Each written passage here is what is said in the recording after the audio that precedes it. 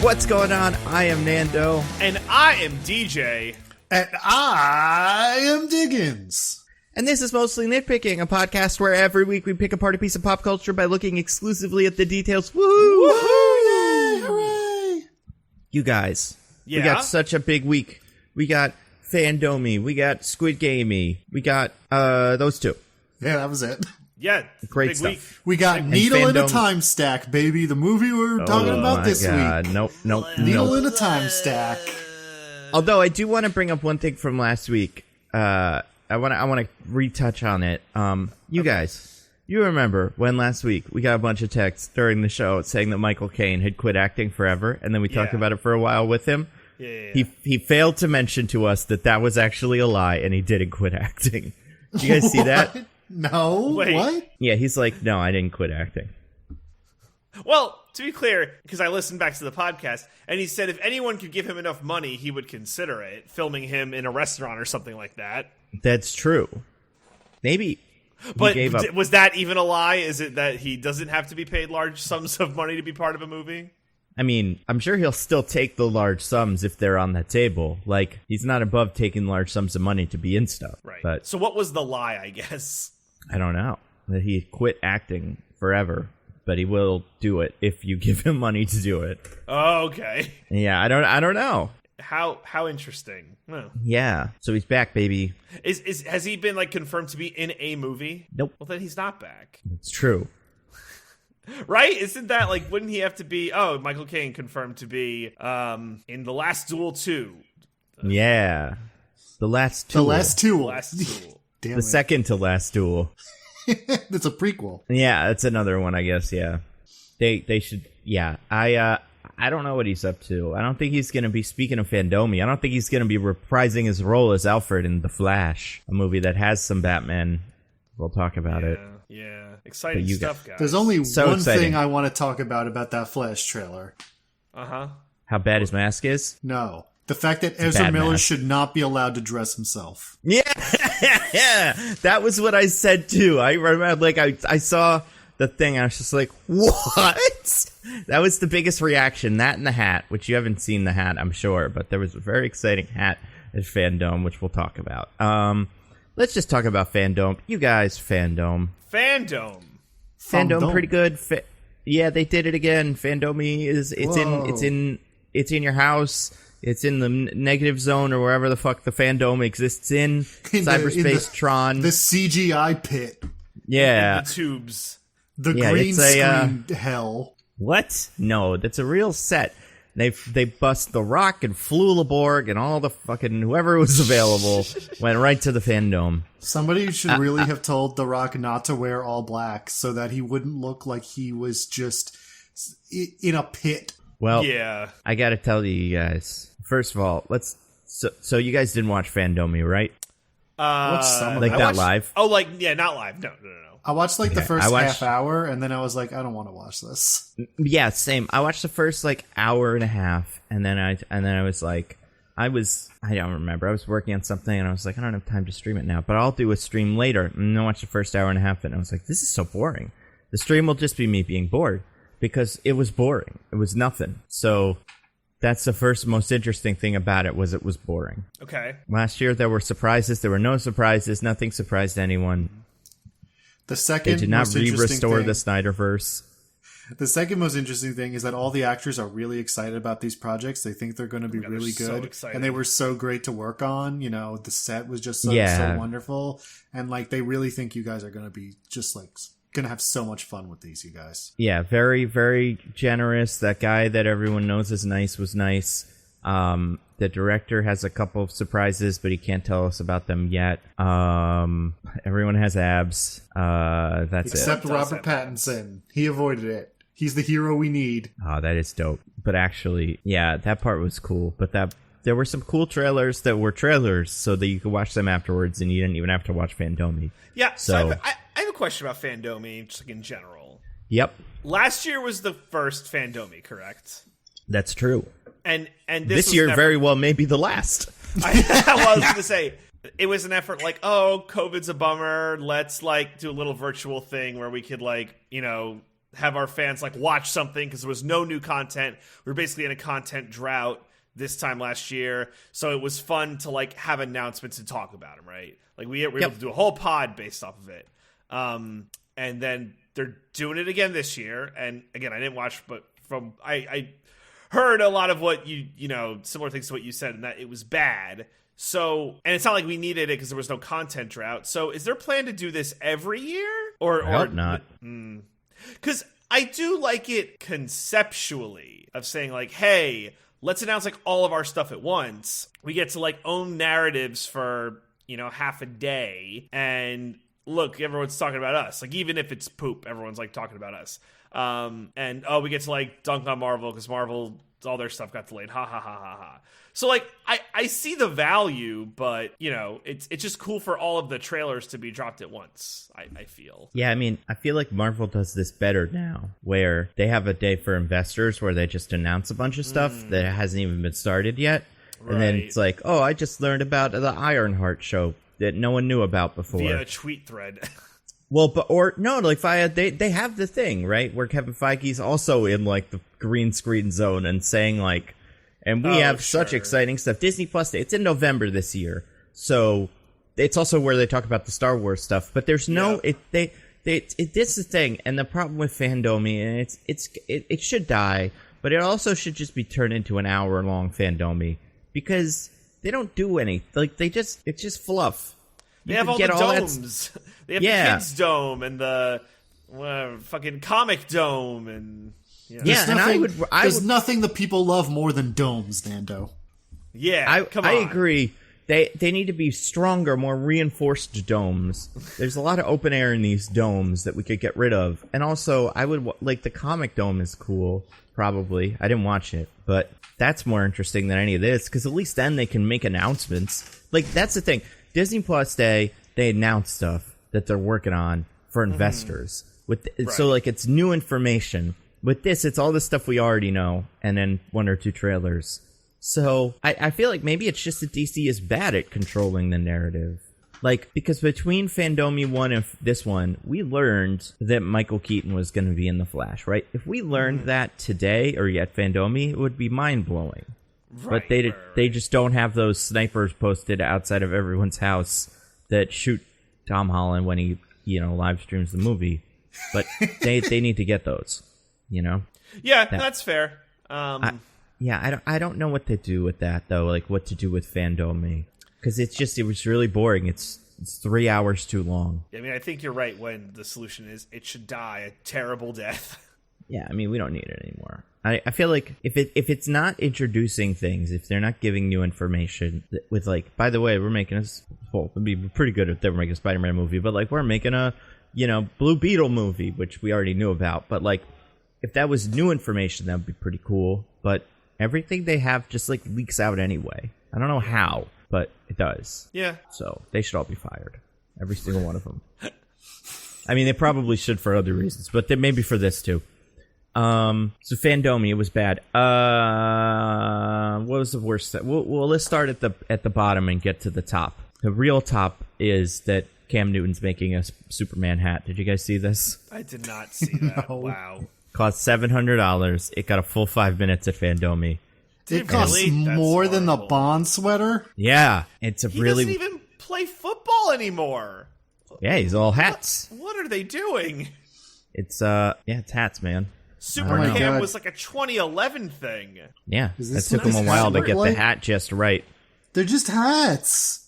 They're not even like cool hats. No, they're ugly. They're bad, but they're $750, so that's an exciting number. My gosh. That must be the bottom. I mean, or the top. Because it's the most Fandome of all the Fandomes. That's like, true. That is the fandom we deserve. What's worse? That shit or the Gotham Knights trailer? Because that was pretty bad. I don't remember. What was the Gotham Knights trailer? That's the video game that isn't the cool Suicide Squad video game that's being made by Rocksteady. It's like the other bad one where you get to play as not Batman, and it looked pretty rough. Yeah, it's the one that doesn't have. It's the one that doesn't have like it's not connected to the Arkhamverse. Correct. Yeah. But Suicide Squad apparently is. Yep. So that part's stupid too. Because at the end of the last one, Batman dies, and he's like, or does he? But like he does, according to the movie or the show or the game. I don't know. They're all movies now. And he goes like, "I'm dead. You guys are Batman now." So that's a pretty good place for this new one to start. But nope. But that's Suicide Squad. Yeah. I don't know. I don't like the Court of Owls. I never have. I don't find them interesting. So I don't like them as the backbone for this game. It's also just like, come on, guys. The group of owls is called the Parliament. You called it the Court of Owls? Get out of here. It's a good point. It's a great point, Diggins. Scott Snyder, get educated on stuff. It's just disgraceful. That's what it is. And it's dumb because the game, it might be fun, but also it's I don't know if it's a live service game. I mean, I don't know if it's like live service, but I don't know if there's co-op. But yeah, just so you and 4 buddies can play as all the 4 Gotham Knights. But I don't think you can. I think you can only play as 2 at a time or something like that. Oh, I can't remember. I don't know if you can switch between them. I don't know I just don't know. It just illustrates that, like, this event doesn't have nearly enough meat on the bone to justify itself. But like you said, Nando, it should be an hour. Because the other thing is, there's only, like, 3 things people really care about. And the fact that they're showing, like, oh my gosh, like, Aquaman and Shazam, like, first day on set, and, oh, this movie's in production, like, that's a joke. That's a joke. No, it's in production, you guys. They're going to make it for real this time. They're making a Shazam 2. I don't know. I feel like they got to, like, get it together. Which is all of DC. It's like, I gotta... Well, but, like, so it's weird because, and I heard someone else talking about this, like, they announced these things. They didn't talk about a couple of things. They didn't talk about that Green Lantern show that they are making for HBO Max. Like... Well, they never want to talk about Green Lantern again if they can help it. In any context whatsoever. So that's a bummer. Which is, again, like, I understand that movie's not that good, but it's far from the worst thing they've ever made. Yeah, they're still making Wonder Woman movies, and that one's way worse than... Like, and oh wow! And they did announce that they're making a third one of those, but they didn't say a word about it. Like, I just don't get it. I don't know. But let's talk about our Gotham Knights or whatever it's called, Arkham Knights. Gotham Kids, Baywatch Knights. They got all babies. We make our dreams come true. They got 4 Gotham Knights. Which one's your favorite? Which Nightwing, Red Hood, Batgirl, Tim Drake. I hate all of them. Or maybe Damian Wayne. I don't know who the 4th one is. I don't remember. No, you got them all. Is it Damian or Tim? Oh, I don't know which Robin it is. Probably Tim. Yeah, I feel like because no one likes Damian. You'd think so, right? But he's in everything now. Like, he just keeps popping up. And, but also, I don't know. I know this one teleports. Like, that's his power, is he can teleport. Because that's the rules. Somebody in your game has to teleport. This Captain Boomerang in the Suicide Squad movie teleports. They all teleport. It's good that they do it. Do those 2 ever teleport in, like, the comics or, like, any other meet? Oh, okay. He is in this movie... Or in the game, the way Robin does it is he uses the Watchtower teleport. I'm like, that's pretty fucking good. Is it not coded to everybody else? Can Nightwing not use that to, like, just fucking teleport? Why does he have to do kick flips and stuff? But, and then the boomerang one, I haven't even seen an explanation for, but it just seems to be like he throws the boomerang and then goes where the boomerang ends up, which I don't think is how boomerangs are fun. Like, it's not a boomerang at all in that context. It's a reverse boomerang. You throw it and you return to it. Yeah, exactly. It might as well be like a rock or something. It doesn't matter. But yeah, that's a movie or that's a game. But yeah, so this new one has the Court of Owls. It has Penguin in it. It has Mr. Freeze. Those are the 3 guys we've seen. Hooray. So wait, Diggins, your favorite is Nightwing? Yeah, Dick. I love Dick. That's good. He is good. Yeah. He'll probably what be the about best you, one to play DJ? as. Who's your favorite one? I told you none of them. I select none of them as my favorite. Nice. I refuse to participate. I don't have a favorite either. Probably Batgirl, maybe. I don't know. Yeah, Batgirl. I love Batgirl so much. Yeah. You love the CW show, Batgirl. More than my show wife. is Batwoman. Yeah, a different one. It's Kate Kane. They should make a Batgirl show because she's more interesting. And they are, actually. We got a picture of, like, kind of concept art, which just really looks like fan art of Batgirl. There's nothing special. Not like there's nothing special about it, but there's nothing that would make you go like, oh, that's the direction they're taking this in. But yeah, they're making a Batgirl show. Pretty good. DJ, I'm knows? gonna need you to redo that line though. Which line? The last thing you said. I said that I love Batgirl more than my wife. Yeah, I'm gonna do it again. I love Batgirl more than my wife. You keep doing it wrong. Is the thing. I don't. Oh, I love Batgirl more than my wife. Yeah. Thank you. There we go. Yeah, so they're making a Batgirl movie. Speaking of that, that's coming out or something. Are they? They can't. Yeah. It's like Wow. it's another one of the ones that's just for HBO. So like they're making a couple of just for HBO movies. Blue Beetle, this, I want to say maybe the Black Canary movie. Basically, if your main character's black, you're on HBO Max, apparently. That's the rules. Yeah, and it's not even black. It's just if your main character's non-white. People are complaining. I think it's probably pretty valid. But Ezra Reyes isn't black. He's Hispanic. But it's great stuff. Blue Beetle's. Yeah, that's true. But also, there's seemingly like two tiers of like there's different. Like I don't know what it means if they're like we're making a movie. It's got the Black Canary in it, a character that's been in movies in theaters. But we're actually not going to bother putting it in theaters. It's just on HBO Max. Like, is that supposed to be a good thing? I mean, they just want money, so you know. But why wouldn't they put it in theaters then? Well, because we don't think it's going to do good.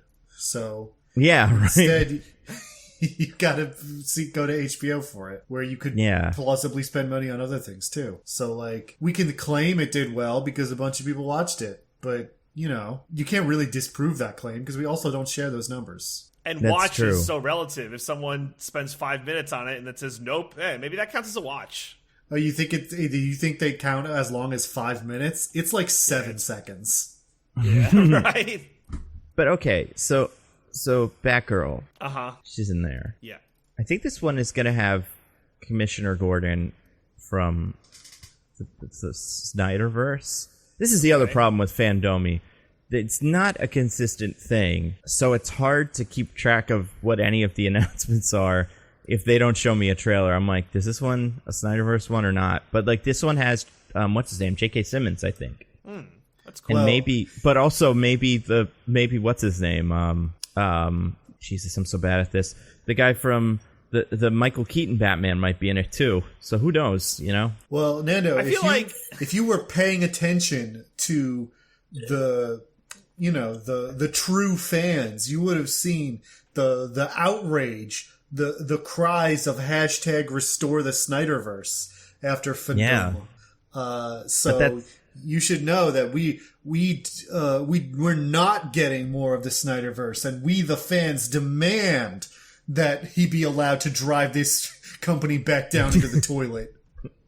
What if they just made Snyderverse, but it was only the Batgirl movies from now on? It was just like, here's your Snyderverse, kids, the Batgirl. And every so often she's like, hey, Superman, here's a picture of him. It's Henry Cavill. Isn't that something? And then it's just a picture of The Witcher, and all the fans go, yay. Or just Superman from Superman and Lois, because that's who they have to use now for their like official Superman. He's the better of the Supermans. Not by being a better actor, probably that too, but by being in a better thing. Well, Nando, they would be furious about that because the main character would be a woman. I was going to say, yeah, that's not great. But hey, listen, there are women in the... Well, are women in the main... Are any of these movies about women anymore? Wonder Woman, presumably. Well, yeah, that one... But that one, I'm talking about ones that like we saw anything about. Oh, I don't know. There really aren't very many women in DC Fandome this year. It was a real sausage dome. There was Zoe Kravitz. You had some characters in there that are women. Zoe Kravitz, the one from Aquaman, Amber Heard. She's technically still in that movie as far as we know. She's very, very missing, like not really in that trailer as much as you would expect from the second lead. And then who's the other one? You saw like a second and a half of the Supergirl that exists in the Flash movie. This is just a mess.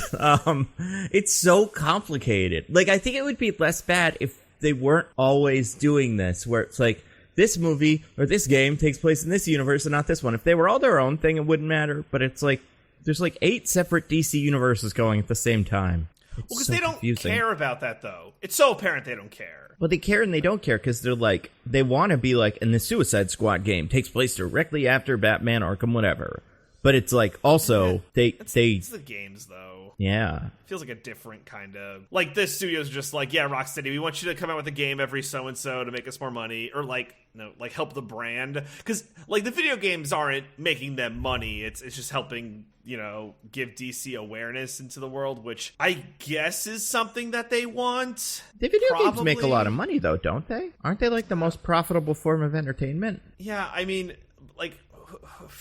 Who knows for like DC, because like those numbers never like, you know, oh, so many people bought this. Like I feel like that could be like an accounting error, you know, maybe if they were to lose the I don't know, right? I my overall point is I don't think they care that much about the success of like the video games. It's like the movies and TV shows.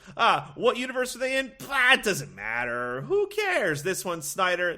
Were we supposed to? Wasn't there a tease announcement for like the David Ayer cut of Suicide Squad or some dumb shit like that? Wasn't that supposed to be like a whole fucking thing? I mean, that was something that the Snyder fans wanted, but they didn't have it. Or the Ayer fans, yeah. Specifically the Ayer fans, not the Snyder fans. That'd be so funny if they're like, there was a rift within the Snyder Cut community.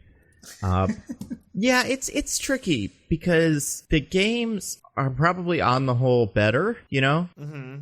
Like the Arkham games, 3 out of 4 of them are, well, 2 of them are very good. The other 2 are half good. Aren't there only 3? No, there's 4. It's just the Origins one. The one that was Origins made by... was a Rocksteady. Well, it's not by Rocksteady, but it's... Yeah, it's not a canon. Rocksteady, but it is an Arkham game. I thought it was a Bioshock 2 scenario where it's like kind of in the universe, but not really. Well, Bioshock 2 is canon. It's just, you know, made by different people. I think it's like, I mean, the canon of these games is pretty loose generally in terms of like, every so often Batman just kind of shows up and is like, hey, Two-Face, you're here now. And he's like, yeah, fight me. But in that, like, you get the origin of the Joker, which I don't think, you know, I think that gels with what you get in the games. You get a little bit of Bane, a little bit of Killer Croc. So, like, no, I don't think there's anything in those games that would, in that one game, Origins, that would suggest that it's not in that canon. Okay. There's also like a Mr. Freeze DLC that I never played. But yeah. So those are all, like, that's like almost 3 out of 4 good things, which is the best. That's such a good 75% hit rate. That's so good. Yeah. I was going to say, but how much does DC care, right? They should start. They should like. I guess also games. You've got the Injustice games, which are good at what they are. Like people seem to like them. I will say, as Mortal Kombat-y kind of games. There is a huge dearth of non-cartoon uses of Brainiac. Yeah. Yeah, it's true. Like, have we ever gotten a single Superman movie with Brainiac? No, I think he was part. Like I know they did the Superman 78 or whatever it was, 79 comic recently, and that has Brainiac in it. And I want to say there was a plan at one point to put him in those, maybe. And then there was also a plan to have him be part of... Remember when J.J. Abrams had a Superman script, I think, floating around? Called Superman Flyby? I think Brainiac showed up in that, too, but that also got canned. So, yeah, every time they can make a Brainiac thing, they shift directions and just do Zod again or something. Zod and Lex Luthor. Yeah. They love them. They're the best ones, right? They're, they're pretty boring, but they are in there. What are you talking about? Jesse Eisenberg Lex Luthor is the greatest villain of all time. It's true. Yeah. Is there a Lex Luthor in the Superman and Lois show? I don't think so. I have no idea. I've never watched it. It's good. I'm looking back. There was like a character that people thought might have been Lex Luthor, but he wasn't. So yeah. Anyway, Fandome. Speaking of games, Suicide Squad. That game looks kind of fun. Maybe we still haven't seen any gameplay for it at all. It doesn't come out till next year, so we're not going to see gameplay. Possibly ever. Yeah, I mean, I just want to know what it is. Not even when you play the game, you won't see any gameplay. No, you'll have no idea. You're like, this movie's great. Yeah. Is it a first person shooter? Is it a no?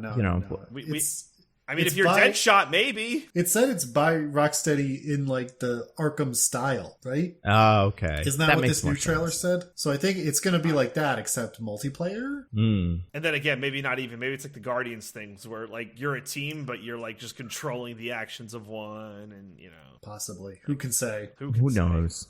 I don't hate those designs. They're fine. It is weird that they just kind of made 4 archetypes and kind of worked backwards from there, where it's like rocket launcher, jetpack, teleporting. Okay, which 3 Suicide Squad members can those be? Captain Boomerang, the shark can hold the rocket launcher, and Deadshot is also in there. So let's give him a jetpack. Also, one of them has to teleport, and it has the one where it makes the least amount of sense. Well, I guess maybe King Shark would make less sense for teleporting. I mean, King Shark is, like, sometimes canonically magic. So at least with him, you'd be like, oh, it's like a spell or something. Yeah, it's ancient shark god powers or whatever. Yeah. With him, it's like, with Boomerang, it's like, is he also hacking into the Watchtower teleportation? And he's managed to infuse his boomerangs with Watchtower teleporting powers? I don't know. But yeah, I mean, if anything, you kind of figure maybe Harley would teleport because she's like the nimbler, like kind of, you know what I mean? Yeah, I mean, like he's a Boomerang. You would assume is a ranged character. Yeah, he would be. Why would you need to teleport? Whereas Harley needs to get close to people to hit him with a bat, so she would be the one that would teleport. It wouldn't make sense, but just as a game perspective, that would be what I would imagine she would do. Yeah, that's fair. But I guess maybe they were like, but what do we want to just see Captain Boomerang jogging in the background trying to keep up with the jetpack and stuff? No, he's got to be the one that teleports because Harley's going to do like backflips and stuff. Because Captain Boomerang is just a guy. Like, yeah. So, well, I mean, so is Harley. Yeah, but she's like, the games don't, or like the comics and the movies and stuff, who knows? It's like the Joker fell into the thing, like the magic vat of acid or whatever, and he got like white skin and he was even more deranged than before. But with Harley, it's like she fell in. Is he deranged, Nando, or is he the only one that's sane? Or are we deranged? Yeah, that's a good point. But yeah, Harley kind of fell into it, and then she got the ability to like use her bat to beat up, like Darkseid, and it's like, I think she's got some superpowers. Something about her is unusual, but sometimes the Joker can like fight Batman, and you're like, no, you can't. So, I don't know. Maybe the chemicals give you extra punch powers. Great stuff. Like, where did she learn all the acrobatics, right? Because, like, she's not... she's just a psychiatrist. School. Yeah. She took a lot of elective acrobatics classes. I guess in those, a lot of the time they work backwards. They have a character like her, and it's like, oh, she can do like karate now. She's like an Olympic decathlete from before psychiatrist school, we decided. So she ran a lot of triathlons while she was, traveling across Europe fundraising. Yeah.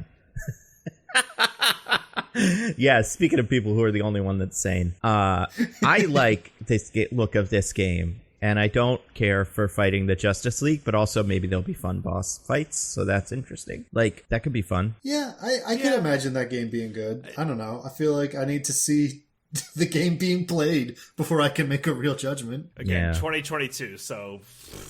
Yeah. Who knows? Well, hey, at least it wasn't one of the things at this event that got announced for 2023. Like, why are we even talking about this? I saw that date. Was it Shazam that had that date? Yes, it was Shazam. I wanted to drive my head through a wall. I'm like, this is so useless. This event made me so mad. I didn't even watch it, but... You know what it is? It's that stupid, oh, did I miss anything? I gotta make sure I see everything. So I'm like flipping through trailers and I'm like, dumb. Going on the hat web pages, seeing if there were any new hats available. Actually, the one thing I saw that I'm like, this looks interesting, and I don't even know if it was part of Fandome or not, but the Catwoman Hunted. Yeah, that looks good. I agree. I was like, yeah. Cool. I don't remember seeing it at the first half of Fandome, but I think there was also like another one of the satellite Fandomies that I think maybe had that in it, because there was also like a Bat Wheels, some sort of like Cars in the Batman verse show that also got a Fandome thing. I'm pretty sure that was not part of regular Fandome. So maybe there was just like an animated one, and that does look good. The Catwoman one, not the Cars one. I don't think again, I feel like the Cars one had like one actual drawing of the Cars guy and then some animatics and like some storyboards, but there was like the Super Pet show. That was the other one, right? Yeah, that one had like a 2-second trailer where one of them peed. I didn't watch that. Isn't it weird that The Rock is in that with Kevin Hart? They're reprising Central Intelligence. Yeah, like why? And he's reprising his role as the bunny from the Super Life of Pets or whatever that one's called. Yeah, right. And, like, The Rock is Black Adam now. Are Black Adam and the dog going to fight ever? That'd be fun. Well, the thing is, The Rock just thinks it's really unfair that Kevin Hart worked his whole life to end up at the Oscars, and then all it took was a little virulent homophobia to just take that all away from him. Very fair. Very unfair. Very fair of The Rock to think that. Speaking of The Rock, they had Black Adam stuff, kind of. Not really that much, though. Mostly stuff we've already seen. They showed what I really hope was a lie when they said was the opening scene. Oh, God. I think that's going to be the opening scene, probably. Well, what I mean is, they said it's the opening scene, like, this is how the movie opens. And I hope that's a lie, in that there's parts of this scene we weren't seeing. Because if this is the literal way the movie starts, then oof. I'm sure it'll be a bunch of bullshit where people are, like, going in tunnels and stuff, saying, like, have you heard the legends? The legends of the ancient pharaoh, blah, blah, blah, blah, blah, blah, blah, blah. When are archaeologists in this universe going to stop ruining everything? Yeah. Ruining everything. Right? They go somewhere and just make a mess.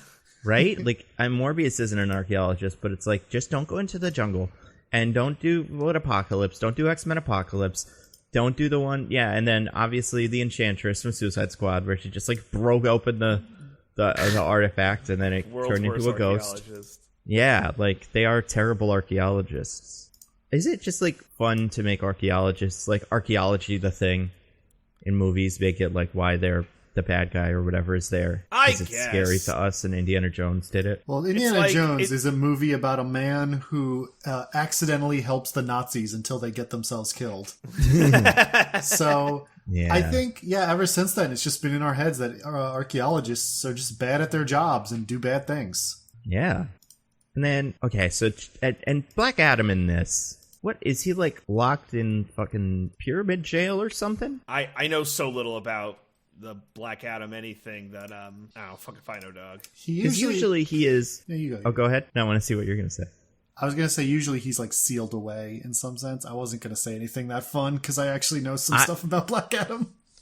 I thought the thing with Black Adam, and I don't know if this is his New 52 origin, is in back in the thousands of years ago, he got punched into space so hard that it took him 1,000 years to stop moving, and then it took him another 1,000 years to come back.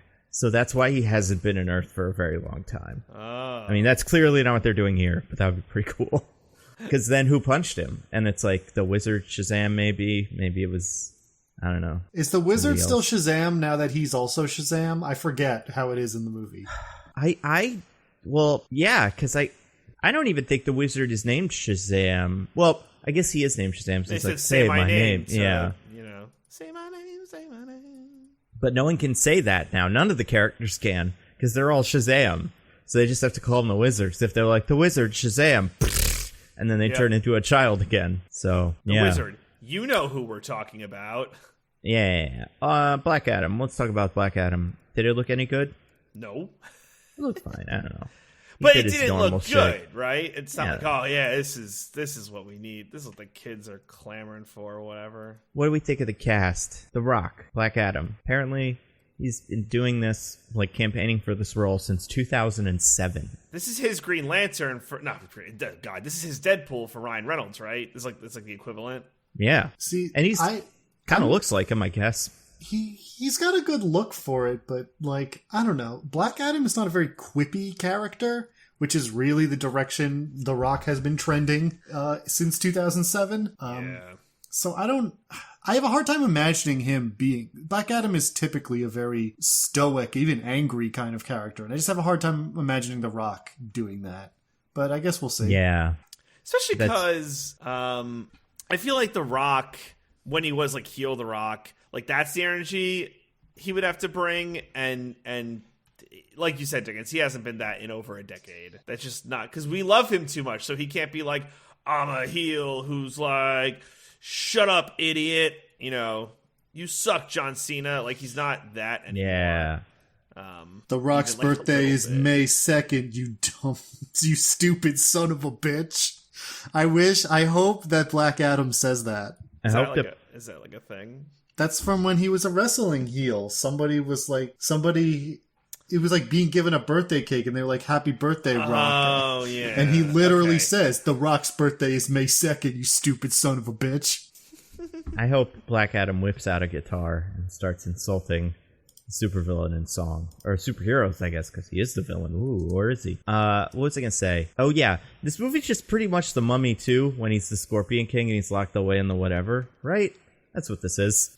Is that what it is? It sure seems like it. Kind of, right? Because that's what Scorpion King... I mean, it's not, but, like, in The Mummy 2, the whole bit, what's-his-name, Imhotep wants to do is just break out the Scorpion King from his confinement magically in an ancient Egyptian tomb. And then they fight him for a little bit. And because I was thinking, like, oh, is this just like that Scorpion King movie? But even in that, he's got a lot of charm and stuff. He's kind of a, like, hunky guy. But in the Mummy 2, he's just a monster man. And that kind of seems like more what he's going for. Yeah. It was Graveyard Smash. Other actors are in this. The guy from Invisible Man, the cop. He plays Hawkman. That's exciting or whatever. Sure. Pierce Why Brosnan Hawkman plays... in this? I saw that. The good guys are the Justice Society. So it's like it seems like The Rock, Black Adam will show up and they'll have to deal with him. Okay. And the Justice Society, not necessarily all of them, but definitely Hawkman and Dr. Fate are also kind of Egyptian-y, like magical-y kind of guys, although Hawkman has different origins depending on the decade. But I think Hawkman has the most fucked up origin of like almost any comic book character, where it's just like impossible to know what is going to be true in any given property. Yeah, it's pretty stupid, and I feel like in this he'll probably... I'm betting... I don't know. I feel like he will be an alien. I bet that... See, I don't know how long he's going to have been alive, but I bet he just like is an alien, fell to Earth, landed in Egypt, got worshipped as a god. And that's pretty much it. I don't think he has a civilian identity. I think he's just a magic Thanagarian, like, Egypt man. Like, but I don't know. Because, yeah, sometimes he's an adventurer who thinks he's an alien. Sometimes he is an alien. Sometimes he's posing as an adventurer, but he is an alien. Sometimes he has biological wings. Sometimes he straps the wings on his back, and they're just, like, technology. Sometimes he's all of those things, and he's been reincarnated several times. It's a mess. So many directions to go in. So we got him. We also have Dr. Fate as Pierce Brosnan. That's pretty good. That's brilliant. I like that. I have everything in this movie. That's the part I'm most excited for. He's so excited for the movie, you guys. It's like nothing he's ever done. It's even though nothing he was I've James ever Bond. seen. Yes. And also, we haven't said this yet, but the hierarchy of power in the DC universe is about to change. Change forever. Yeah. I forgot they said that. It's pretty good. Yeah. He said it last year, too. It's all he says. Yeah, they teased him saying it the day before this fandom as just like the hierarchy, like in like a tweet, like the kids just love it. It's the hottest thing. Do you think they just have a flashcard with that every time he has to say it because it's just a phrase that means so little to him as a person that he can't possibly remember it? Maybe he's been saying that since the beginning, and they've been like, there is no DC universe. And he's like, I know it's gonna take me a while to figure out this movie, but when I do, the hierarchy of power in the DC universe is going to change forever. Yeah. So yeah, Maybe he gets paid every time for it, like royalties. Oh yeah, every time he goes to hierarchy. Yeah, he trademarked that, so we all have to send him a check for $1 billion. This is how he's gonna fund this movie. Where was I going with this? Oh yeah, so Dr. Fate, cool, Pierce Brosnan. Noah Centineo is playing Atom Smasher. Sure. And then someone else is Twister or Cyclone or whatever her name is. Sure. Yeah, I mean, it's gonna be a movie. It's gonna be the biggest thing Pierce Brosnan's ever been in. Never done. Bigger than Mamma Mia 2?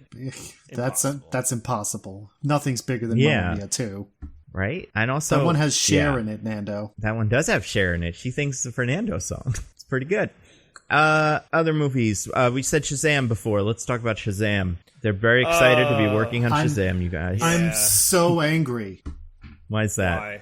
Because they've gone back on the promise of Mr. Mind. Yeah. I know. How dumb is that? What if the next one just starts with the Shazam family bringing him to jail in handcuffs like we got Mr. Mind? Like 8 little handcuffs. Yeah, exactly. For each of his little arms. Oh, yeah, it is a bummer. Because, yeah, it's all God stuff now. It's like ISIS and whatever. Maybe not ISIS. But some of them.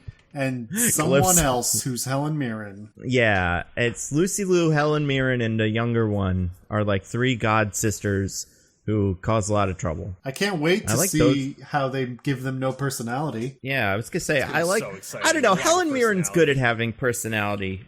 I think she can break through. I think Lucy Liu will just be like an enforcer, the strong, silent one. But I feel like after seeing all the recent movies that she's been in, that like Helen Mirren's been in, I think she gets it. You can just say the Fast and Furious movies, Nando. Yeah, I was gonna say that, but I was also gonna say Red, like movies where she's in action movies. Like she's usually pretty good in them. But yeah, she plays Hespera. Lucy Liu plays Calypso. There's another character in here, Rachel Zegler, I think, or something, who's playing another god probably, but she's not listed on the IMDb page. Great stuff. Great stuff. Are you excited for the Shazam Fury of the Gods? Nope. Do you think all 5 or all 6 of the Shazam children could fight The Rock? I mean, they're all going to lose their powers, right? That's just going to be something that happens. Probably. It's probably going to get stolen by the gods, right? Yeah. Maybe the plot is That'd be cool. The gods are like, grr, we don't like that you're sharing the power, so we're taking it back. Here's the Furies, because we're definitely going to call these guys the Furies. That's why it's called Fury of the Gods. I mean, you all get that, right? I don't like that, because the Furies are a different thing, and I was hoping they would be in this, but they're not, and it's upsetting. You know what? Speaking of things I'm mad about, I don't really care about any of this, but also I do, because they're not doing that New Gods movie, and there were no New Gods anything in this. We just completely went back on that, you know? Restore the New Gods verse. Everyone get up there and start tweeting. Not even Steppenwolf, but just like Mr. Miracle and the Fatal Furies or whatever, like female Furies, like those guys are cool. They're just cool. And they're making Eternals now, and the New Gods and the Eternals are like the same thing, kind of. Not really, but kind of. Where they're just like Jack Kirby circle black guys, like he draws characters and machines with dark black circles on them, and everyone loves them. So I feel like they should definitely do a New Gods movie. Maybe not whatever they were planning on, but like they had Tom King writing it, like that just would have been so good. Well, that's why they had to cancel it, Nando. They couldn't risk making a movie that's good. Yeah. So Shazam Fury of the Gods looks great. They're really excited about it, you guys. Who else? Excited. What else? There's guys, we get to go to exotic locales like the Rock of Eternity, the God's home on Mount Olympus, Philadelphia. Green Screen 1. Green Screen 2. Oh, sorry, I stepped on your joke. Yeah. I was going to say, we get to go to places like Green Screen 1, Green Screen 2, Green Screen 3. No, I just love how they threw Philadelphia in there with all the exotic locales. It's pretty exotic. Beautiful Philadelphia. So dumb. I hope Shazam saves us from... I really do think... I think it's easy. Really easy. Just to have all... Because it does also seem like the bad guys are just unleashing Greek gods at us. Or like Greek monsters like Gorgons and Minotaurs and shit. So basically whatever shows up in Hades, those things. And those guys will come and fight you, and then also maybe Gritty will be in there. I think they got to put him in one of these. Oh, just man. Too good. No, but we can't put him in there, because if Gritty shows up, then everyone will immediately, want him to be the hero instead of Shazam. Because of how good true. Gritty is. Yeah, I agree. So maybe they'll do that. A new god. I was gonna say, anybody could be under that suit. Maybe it's Henry Cavill again, and he rips off the bottom of the suit, but you don't see his head. He keeps the gritty head on, and it's like, Superman, you're here to help. And then that's it. But there's 2 movies that are actually got trailers, although Ezra Miller was very clear that this was not a trailer. It wasn't even a teaser. Yeah, I don't know what he thinks it is then. Well, listen, we can't trust the opinions of a man who decides to wear a jest. Yeah, let's talk about this. So Ezra Miller, we got the Batman one, which we'll talk about because that's the only good one. And then we got this Flash one. We're really holding out for to talk about the good stuff. It's been 40 minutes of just trash. Well, I've been kind of going in the order it was presented a little bit. Well, hey, we're respecting your time more than DC Fandome did. Yeah, we're almost done with this bit. So, do you each of you want to take a shot at describing Ezra Miller and like how this thing opens? Because it's pretty wild. I only saw the actual trailer bit. I didn't see whatever the presentation of it was. He was dressed like a 15-year-old child who was told to come to like a 90s costume party on a day when his internet was down, and so he could only go off of his own vague memories of like, what did people dress like in the past, and just like threw something together that's like all his vague notions of like, this is an old style. But he just got from a bunch of different subcultures and time periods. He just picked the worst parts of each one and threw them together, and that's what he ended up with. I'm gonna find a picture so I can send it to you, DJ. Okay. Of him presenting this, because it's horrible. It's the worst. It's just like, man, I get it, Ezra Miller, you're weird, but also I get what he's going buddy. for. He just did it bad. Yeah. Yeah. It really just feels like, I'm Ezra Miller, I want attention, but he got it. Don't do that to Ezra Miller. He's like, look, I'm not insulting Didn't Ezra he choke Miller that fan that as one an time? actor He's a weirdo, right? or as a person. I'm only insulting his ability to dress himself. Did he choke someone? did he? Did he? No, that was someone else, wasn't it? I thought it was Ezra Miller. Oh my god! Now I might have to be look wrong this about up. this. Anyway, Ezra Miller, great stuff. I can't find a picture of him. It's hard. He scrubbed the internet. He got Beyonce's like manager to get rid of it, because I found obviously trailers, but he dresses strangely. Yeah. Oh, we didn't talk about Aquaman, by the way. They're working on it. Really excited. Oh man, James Wan says it's like nothing you'll ever see or whatever. Pretty cool. All right, but Flash. So Flash is in this movie. Great stuff. Oh yeah, perfect. You guys excited for Flash? No. Wait, well, this maybe. isn't even a teaser. Like, there's nothing to be excited about. That's fair. No, I'm with Diggins. I'm not excited for this. Okay, I found the video, by the way, DJ. So look at this. All right. And just try to take this person seriously. And you know what? Let's all go to the front of it and then press start at the same time, like we always do. All right. I just want to say, ready. so we don't get sued for defamation, I'm not finding anything about Ezra Miller choking anybody. You're out of your mind. Hold on. Ezra Miller. Oh god, this has gone. Ezra down the Miller tube. appears to choke fan in video. This is Variety. All right. Well, Did you Google it? How did you not find this? This is we're in a weird spot. Oh, I was looking on their Wikipedia page, just because they usually mention any controversies. Yeah, well, that's But I the guess thing. they I don't missed the understand show. this Someone. because no one seems to care. So maybe he didn't. I don't know. And he does it in a video, and you can see the video in the article. But is it a joke? I don't know. I'll never know. Me and Ezra Miller. Anyway, so all right, we're gonna start the video. Right? Okay. Here we go, DJ. Okay. 3. And It's gonna everyone be 3, listening at 2, home. 1, go. Here we go. You all do this at home. It's the Flash first look teaser trailer, DC Fandome. Okay. Yeah. All right. Here we go. 3, 2, 1, go. Okay, DJ, get ready. Here he Let's comes. see. Oh man. Right? Like, what is that? What's the choker about? Like, It's a reference that time he choked a fan. Funny little reference. I don't know. so the U neck, it's way too low. It's way too low. I don't even hate the jean vest. Well, jest. denim is very in right now. It's so I think that's part of it.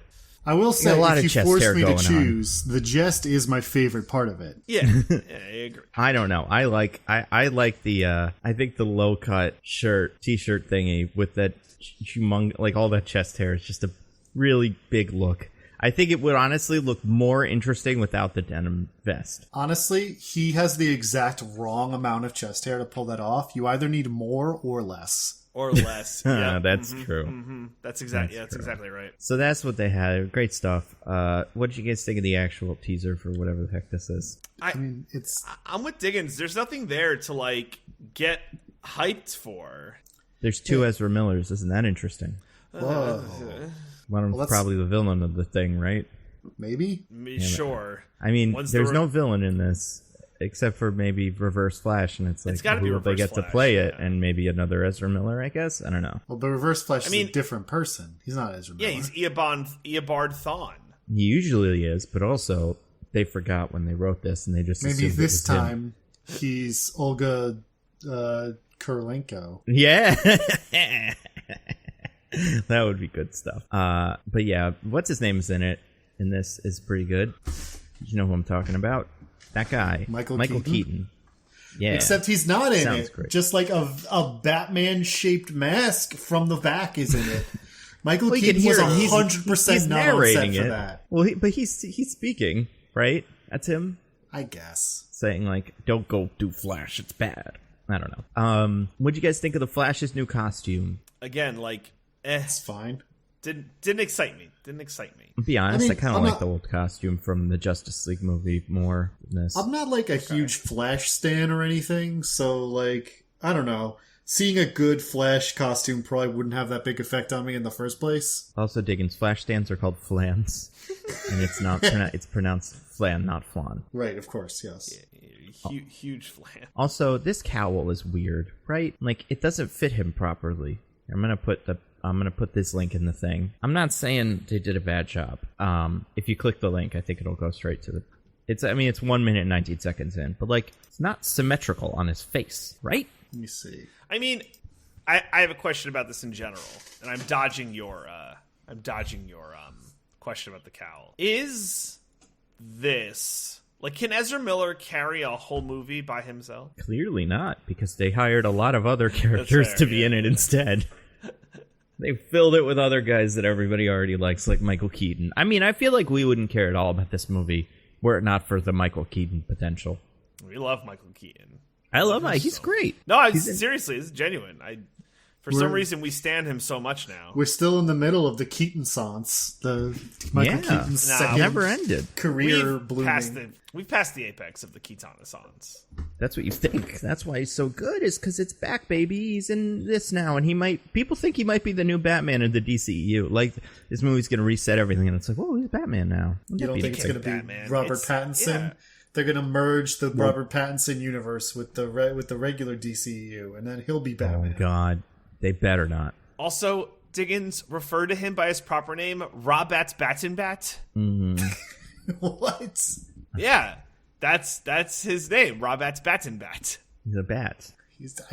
I guess so. I don't understand this bit. It's a Mr. Sunday Movies thing that I Everybody- thought was more ubiquitous than it was apparently. First of all, we haven't acknowledged my cowl thing. It's a weird. It doesn't fit him, right? It does. If It you guys- does look like he put it. Like, it doesn't look like that's a problem with the cowl itself. It looks like they put it on him wrong. Yeah, Ill-fitting cowl. he's got a strange face too. All right. I am not comfortable Okay. with this Ezra Miller bashing. But- I get that he may or may not have choked a person, and that he wears weird outfits for Fandome. But like, Okay, I don't not know, saying.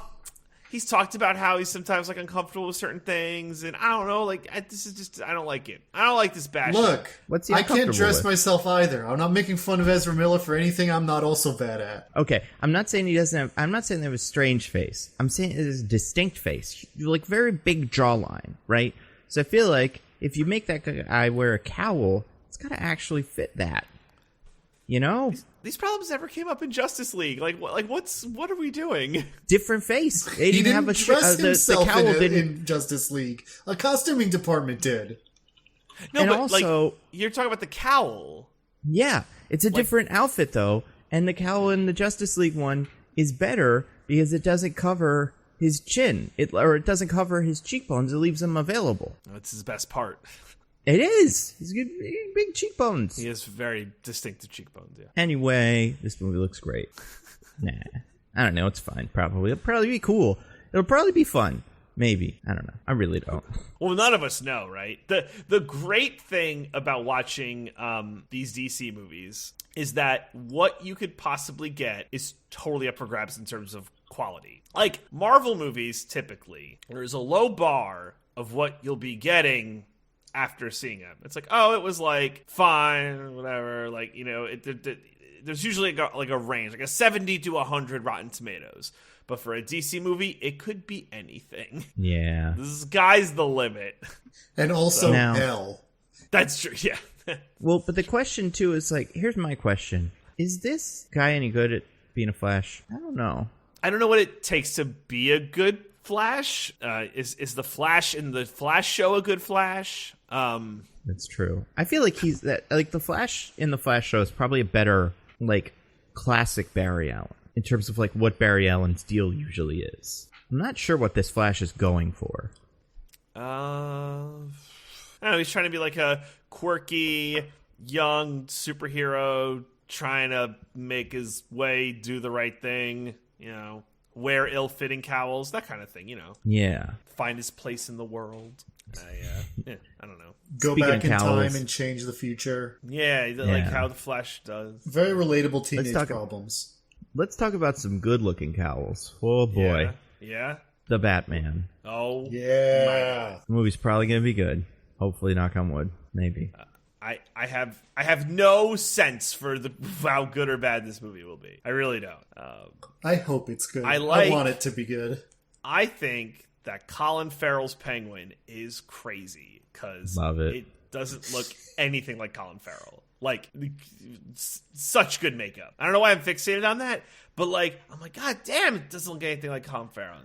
And I get it, but I don't know. I feel like movies don't always crush that aspect of it. I love that he talks like Kingpin in Spider-Verse, where he's like, Yeah, baby, Yeah. love the Mets.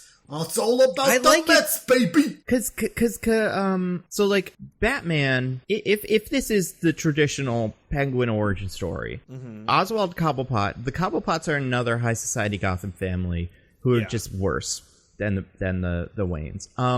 And we know from the maps that they put out every so often that Gotham City is in New Jersey. So more New Jersey high society types, they should all sound like the Sopranos. All of the Batman, everyone. They all should. So I'm like that he does. I think that's great. Because I feel like we've been doing different things with the Penguin every single time. For some reason, every iteration of the Penguin gets to be completely different. So, the first one, obviously, the movie, he was like a big monster man with little fins and black blood. And then they did the Gotham show where he's just some weird kid. And then they did the Arkham games where he's a British thug. And now he's the Gabagool man. I love it. It's just... Gabagool man. He's the Gabagool. He loves the Gabagool. It's just so weird. But I think this may be the truest version of the Penguin in New Jerseying, at least alone. No, I'm all about it. I love it. I love it too. Do you think he's probably gonna have this Iceberg Lounge and shit? Where's the Iceberg Lounge? If it's in Jersey, is it like the strip club of the is it like the Bada Bings of the Batman universe? Well, do you think they're really gonna lean into the penguininess of it? Does he have a little umbrella with a shotgun and flamethrower? Is that all gonna be happening? He better. I mean, I'm betting the Penguin is going to be more of a fixture of this movie than they're letting on. Because I think I saw in an interview that Selena Kyle works at the Iceberg Lounge or works at a club run by the Penguin or something. And then he's in a lot of scenes in this trailer. Right. So he goes through an arc because he starts as handsome and turns out as Penguin. So I feel like the Riddler may not be as I feel like the Riddler will be a big part of the movie, but it does look like, and we saw this in the trailer a little bit, he gets arrested pretty quickly. And I don't think they'd put that in the movie if it was at the beyond the halfway point. So I feel like the movie might be Batman dealing with the Riddler while trying to also do normal Batman stuff, which in this universe is Penguin. That just feels right to me. Yeah, I could see that. I do think that, depending on what kind of direction they're going with this, and if it's not heavily, Riddler featured, I do wonder, so are they just going to kind of abandon the Batman detectiveness of it more, of it all, and he's more of the guy who beats up bad guys, so he'll just be... Because there's also Joker goons in the movie, too. Yeah, I don't understand that at all. That's a whole thing? Are Penguins goons... Do they just put on, clown makeup because they're like, oh, we love the Insane Clown Posse? It's is that where that's coming from? Maybe it's they're nothing to those, do with the Joker. They're those Staten Island clowns that hide in the woods and scare people from 10 years ago. Remember that? That was press for this movie. So, I don't know. Yeah, I don't know. There shouldn't be clowns, right? Do you think this movie is already... this universe already has a Joker? Is this post Joaquin Phoenix Joker? Oh my god. Oh, that would be so awful. That's what we deserve, though. Oh no! Imagine. Oh no! we get because think about it. Because isn't the way the age thing worked, where it's well, he was fucking with Bruce when Bruce was a kid, and that was whenever it was. Yeah. How old is Robert Pattinson though? Because this movie appears to take place in the present day, and that movie took place in the 80s, and he was 10. So I feel like that would make Robert Pattinson 50. Right? Well, yeah. I mean, that If it was was how the- old if it James was the Bond's late- villain was in the last one, too, so who knows? If it was the late 80s, he could be in his, like, mid-30s. If it was, like, That's true. 89. Yeah. So, He'd still have to be 40, though, right? What you're saying is oh, at some if he was point 10 yeah. at some point in this movie, Batman is going to turn to the screen and say, "We live in a society." We live in a society, yeah.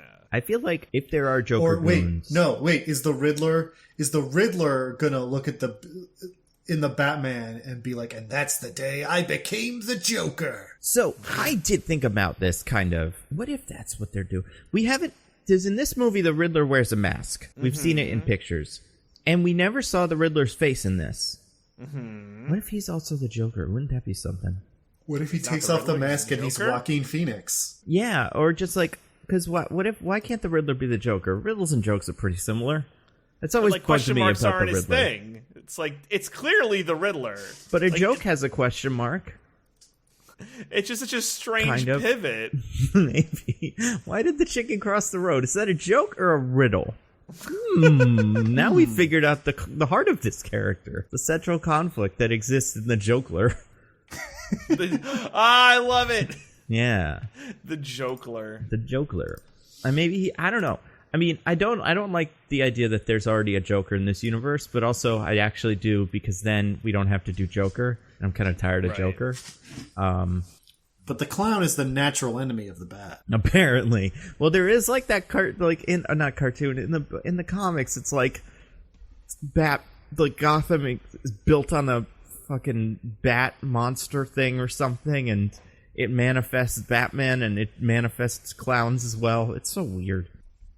Isn't it interesting that Batman's villain is a clown, right? It's And the man Batman's- who never laughs versus the man who always laughs. Oh, very good. And Batman's sidekick is a circus performer, but that's not related. That's just coincidence. Right? Isn't that weird? Unless they're both... What if Robin is the Joker? Well, that's what they seem to want to do with Suicide Squad Joker, maybe. Yeah, it's weird, and I don't know. Man, I don't know. Yeah, it's pretty bad. I like though, actually. And we'll never find out, because other than a small group of freaks, nobody likes those movies. Yeah. oh, don't call them freaks. They might listen. Yeah. If they still listen after all the other things I said, then this one's not going to stop them. Fair point. Let's talk about the Batman. I don't know. What did you guys think? It looks pretty cool, right? I like the Bat car. That's what they call it. The Bat car. The Bat car. What do you guys call it? What do you guys call it? They should come up with a name for that. It's like official and cool. Yeah, there should be I a don't thing know. that they put on the title, like when they sell toys of it. This is what they always call it. Yeah, The it would be the Bat most famous car in all of history. It gets its own TV show. The Yeah. Bat car show. I like the Bat car too. And it does look like more of a car than any of the Batmobiles have in a while, since maybe Adam West. All the other ones look like big old shoes that have rocket ships on the back or something. That's why this one's the Bat car. 'Cause Yeah. It actually looks like it. It's actually just a that part was 1997 Ford sedan. Oh man, what do you guys think Bat of car. his weird little voice? What did you do? Or whatever he said. I feel that's misleading because he says it behind like prison glass. Yeah, We're hearing it from the Jokler's perspective. So, like, how do we even know that's what he sounds like? Like, everyone would sound muffled behind prison glass. that's true. Oh man, DJ, where did this prison glass between you and your mic come from? Yeah. Prison glass. Also, Robert Pattinson has a little tiny baby mouth, right? Did you guys notice that? Did that bother you at all? I didn't notice. I've never noticed this. I've never noticed this before about him, but I'll find it in the trailer. When he does that, when he yells at him like "What are you doing?" He opens his mouth, what would appear to be all the way, and it's a little tiny baby mouth. It's not that big. It's like it's just, and nothing wrong with having a little tiny baby mouth. Here we go. There, I'm gonna send it to you. And I'm not even saying it's that small. It's just, I don't know. It doesn't look like a big yellow mouth. I have a question. What's Yep. the yelliest role Robert Pattinson has ever been in? It's a great question. It's not Tenet. It's not Twilight. It's not. It's not that one where he's all. It's not the Safdie brothers one. Good time. That's what I was going to say. I don't feel like it is, though, because he's always too cool for school. He's always, like, got plans and stuff. All right, I put a picture of his little tiny mouth. I feel like you're overemphasizing. I don't know. It just looks small to me. You know what it is? It's the mask. You can't, like, you lose with the cowl. Yeah. You lose so much of your screaming range. It's just not possible. Most of this fandom has been about the problems with the different cowls these characters wear and how they do or do not accentuate their giant cheekbones. Or mouths. Or mouths, or little tiny baby mouths. Wait, where were we going? Where were we? Oh, what's the shoutiest he's been in a movie? Yeah, because we can be in the lighthouse. He actually does have a big mouth. In the lighthouse. Yeah, he shouts in that. Okay. Does he, though? Yeah, he must. Willem Dafoe does a lot of shouting. When they're, like, going crazy. Yeah. How about that movie where it's a rom-com and then it turns out to be 9/11? Does he shout in that? I've never seen that. What? You ever seen that? Oh, no. So it's kind of bad. I kind of bummed I spoiled it. It's called like it's one of the Nicholas Sparks movies. I don't know what it's called. Remember Me. And it just looks like a rom-com. And then at the end, here, I'm going to find it for you. This is, I swear to God, the last scene. Like, and it's not, I know, like, when you Google Remember Me, it turns out to be a lot of shit from Coco. Yeah, but it's not that. Remember Me. This is the end of this movie. Okay. So he, like, okay. Keep going. DJ, that prison glass is really muffling your singing, though. Okay, I put a thing in the chat. Everybody's gonna start at the same time, like usual. And for 2 minutes home, 35. It's Remember Me ending scene from YouTube. All right, DJ, you got it up? Yeah. Diggins, you got it up? Yeah, you got it on the timestamp, right? You want us to start from this timestamp? 2:35. Yep.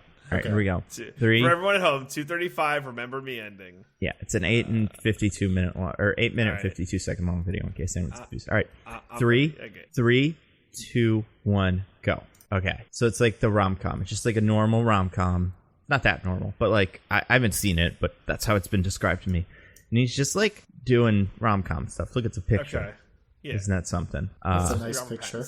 I don't know. It doesn't really look like him. He's way too handsome. No, that's definitely him. We can't go back because we're all synced up. No, So I swear, from what I have been told, this comes out of absolutely nowhere. He's like at his job, right? And he's just like, maybe I'm in love with the girl. Isn't that something? That's a normal thing for me. Robert Pattinson in a rom-com. But then I'm waiting for the mic to drop. You're gonna love it. And then so flashback? No. Well, is it? Maybe. I'm so lost right now. It doesn't matter. Okay. Yeah. Yeah. What? Yep. And what then the actual fuck? And then this is the thing that I was thinking of. You see the reflection of the plane in the glass, kind of, and then we zoom out to see that he is in the World Trade Center. Oh my god! Oh my god! Yeah, real movie. That's impossible. Why? I know. I don't know. And wait, this is how the movie ends? Yes. What? Yep. It's not possible. It's the reveal. Is like, by the way, it's 9/11. Any movie could end like that. As long as there's not too many cell phones or whatever, it could be like, so wait, this is the, Die Hard sequel. Wait a second, 9/11. Anybody. So what's the premise of this movie? I don't know. Okay. But, like, Remember Me, like, he's dead or is going to die, or, oh, man. Maybe. I can't believe the movie. And then it gets really 9/11-y. I can't imagine being in the movie theaters being like, oh, it's a nice rom-com. And then it's like, what? Like, the reaction of the audience member is like, I would love to see Oh, my God, yeah. It'd be so upsetting. But also, I would be dying laughing because it's such a crazy, like... The editing, the reveal of 9/11 on the chalkboard is so funny to me. Not Pierce Brosnan. Yeah. Oh my god. How did we get here? How did we get to surprise Robert Pattinson movies where he shouts? Yeah, so he should be shouting in this, but I don't think we see him shout. Like, no, I didn't realize they would be doing a 9/11. Yeah. Yeah. Do you think it was after he sees the movie? Because, right, they just film in an office building and he sees the thing. He's like, oh my God, did they really just do this? That would work. That would be a fair reaction. Yeah. I mean, he probably yells in all kinds of movies, but he yells in The Devil all the time. I never saw it, but he's like a preacher who yells a bunch. I saw it in trailers. Like an evangelical preacher type. I think it's the cowl. I think it makes his mouth look small. What else looked good in this? Catwoman. Catwoman's great. Yeah, that should be fun. Is she like, are they doing the like long Halloween? She's like basically one of Batman's allies, or is she with like a score to settle? She's Penguin's daughter or whatever, or do you think it's gonna be like something else? I bet she's just like trying to steal something from the Penguin as well, or something. She wants to do a big steal, yeah. Yeah, and then Batman keeps getting in her way, and that she'll probably help team up at the end, and they'll be in love. I feel like the Batman universe has, like comics at least, and movies, have like cycled through different love interests, not really being able to land on one, except for, I think recently they've just been like, nah, it's Catwoman. That's the good one for him. Weren't they going to get married and then not didn't Silver get married? Yeah, it was part of Bane's deception and plan, but now they kind of are married in a different comic book written by the same guy. But does he dish out on her in that one? Oh, what a word. What a phrase. Not that I know of. I feel like it's just been that one picture Zack Snyder shared with us all. That he had to be like, for the record. Yeah, the best thing he's ever done. Yeah, I don't know, man. It's probably going to be a good movie, I hope. We'll see. Yeah. Great stuff. Anything else from Fandome? Nah. Peacemaker. Oh, Peacemaker. That looks fun. Oh, yeah. That was an actual full trailer where we get to see what's going on. And it comes out in like 3 months. So, actually, Ezra Miller came out before it and said it's not a trailer as well. They're the trailer god. All trailers run through Ezra Miller. And they judge whether it is or is not a trailer. I'm glad he's like the authority on this shit. Someone has to be. Yeah, right. But yeah, they have there's a trailer for Peacemaker, and they did a whole thing where they all talk about how great they are as a cast. I'm sure they are. John Cena's given it his all, all his all. It's good for him, honestly. No, honestly, John Cena's been impressing me in a way I did not expect from him lately. Yeah, same. So yeah, that's fun. I'm sure we'll cover it on the pod, right? Yeah, probably. It's got all the characters. You know, it's good. It's made by what's his name. It's fun. It really is James Gunn. Like, wrote it, directed a bunch of it. Like, that's very good. Yeah. And and it's got Vigilante in a silly costume. Probably some other guys in silly costumes. You know what they did that I think is a small thing, but it's big. If you look at it, they made they took his, I don't even know what you call it. It's not a helmet. Was it a helmet? I don't know. Whatever that big old thing he wears on his head is. And they added a little something to the front of it. Like an award kind of emblem. I don't even know what those are called. And some stripes. And it looks so much better. Like, yeah. Nice. I don't know why. It's just a small thing. And I don't know if it's been like this in the comics, but there is like, you can kind of see it in the cartoon, or in the silver version, like the original one. There is that design exists on it. Here, I'll share it with you guys so you see what I mean. But they like added it, and it makes his head look less big.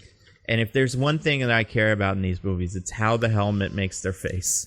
That is the only thing that matters in any of these. So but I think a little stripe, I like it. I think John Cena's head should be made to look as big as possible. That's a good point. I mean, Peacemaker's head is even bigger than this in the comics. Like that, it's like they gave him a normal sized helmet, and then this really big fin that goes around the top of it. In the comics, it's huge. Like here, I'll show you the first appearance of Peacemaker, probably, or just like one of his early appearances. Like it's the size of the whole helmet, extra. Oh wow! Yeah. Damn. It's got it looks extra like he's wind resistance. wearing It a would be jar. Yeah, it's awful, but it's great. So yeah, I'm excited. I think this show will probably... This, honestly, out of everything we've seen, the Batman will probably be very good. But when you take that out of the equation, Peacemaker's probably the thing that's going to be the thing I like the best out of everything we've been shown in Fandome. Yeah. Which is maybe why I didn't think of it that much, is because it's not silly, or they didn't mess anything up. It's almost like they could have just dropped this outside of Fandome. Yeah. You're like, oh, hey, cool. DC's doing a cool thing. You can watch it on HBO Max, and it should be fun. Yeah. It's also coming out soonish. I don't know. That helps, certainly. I don't know exactly when, but January, or like exactly when in January? It's like, yeah. Is it gonna clash with Morbius? Oh, better let's not. hope not. If I have to choose. Yeah, you're right. They're really got to be careful. They really don't want to step on Morbius's release. They have so much confidence in it. That's why it was front and center at this event, baby. So it's January 19th and Morbius is January 28th. So we do have 2 weeks. Oh, good. There will be a week where we'll have to we'll see Peacemaker go up directly against Morbius unless they end up delaying that episode. But yeah, it's probably gonna be pretty sweet. Guys, Fandome, wow. What a time that I didn't watch because I just caught up on YouTube. Yeah, maybe next year they'll have stuff to show. I am surprised they didn't at least say we're gonna make a Green Lantern show. I legitimately, based on what they've said about it, because they did show pictures of Jaime Reyes, what's his name, Blue Beetle, and the Batwoman, Batgirl that they're working on. And they didn't even show concept art of the Green Lanterns, but they all look the same pretty much. Those designs aren't that crazy. Sure, you could just mock up, we know who the actors are, just pretend. I don't know. Yeah. Guys, we talked about the first dome. Let's talk about another dome. It is a dome, actually. You see it. Good dome. Guys, we're going to talk about Squid Game. We're gonna spoil Squid Game. We're going to play the SNL song that spoils Squid Game. No, we're not going to do that. But we're going to spoil it, so if you haven't seen it, you should probably just watch it, right? I mean, you should watch it in general, because it's really good. It's amazing. It's Netflix's most thing. That's right. So, and, so the people should watch it. So we're going to spoil it after this. 3, 2, 1. Why red hair? It should have been pink hair. It doesn't make any sense that he would get his hair dyed red at the end. He should have got his hair dyed pink. Why pink? What the fuck? Why pink? Because they were all wearing pink. The guards were all wearing pink. So pink was the theme. He would want to be reminded of the traumatic thing he lived through every day for the rest of his life? Well, first of all, the hair dye is not permanent. It would just be until the dye came out. But, true. Why red? Because of blood? According to the director, it symbolizes his anger. Yeah. Okay. Also, maybe stopping and being I'm out. But he's not. But he saw that lady in the barbershop, and he was saw that lady's picture, and he was that looks good. Yeah. I mean, it doesn't, but that's what it doesn't. Thinks. Yeah, That's let's be clear. It does not look good. Well, I'm saying what he thought. I'm not saying he was right. Yeah. As we've made very clear in this episode, we're not the fashion police. We treat ourselves like we are. But, I mean, we are like the fashion police in that we, go after people with little regard for their safety or anything. We're just wildly being fashion police without knowing anything.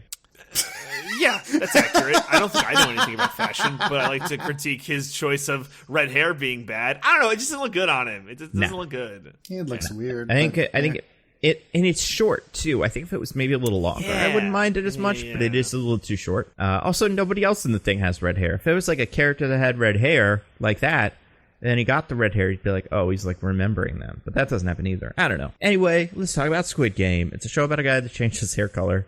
He goes through a whole big experience. He's starts the show going should I get red hair? And then some stuff happens, and then he, returns home having changed and has red hair now. That's why it's called Squid Game, because the color of red is the same color as a squid. Yeah. Yeah, it's true. Now, guys, we got to talk about Squid Game. Yeah, but first we have to play a fun game. Oh, shoot. Yeah, we do. We got to play a Squid Game. Nah, a Squid Game. We're not going to play a Squid Game. At the end of this one, whichever one of us loses, me or Nando, will get shot, right? Yep. Mm-hmm. Something like that. Or dropped from a height. Height to be determined. Yeah. Well, usually if we're dropped from a height, it's part of the game. So since the dropping from a height isn't part of the IMDb, B as in spelling bee, I have to assume we're just getting shot. Wait, you're not on the pedestal? That's what we were taking that break before to get on your pedestals. Yeah. High up above the clouds. So, yeah, I just assumed DJ's going to shake the pedestal. He's at the bottom. I can't even see the floor because it's high up above the clouds, but yeah. Anyway, DJ, you've got the IMDb. You're driving the car IMDb today.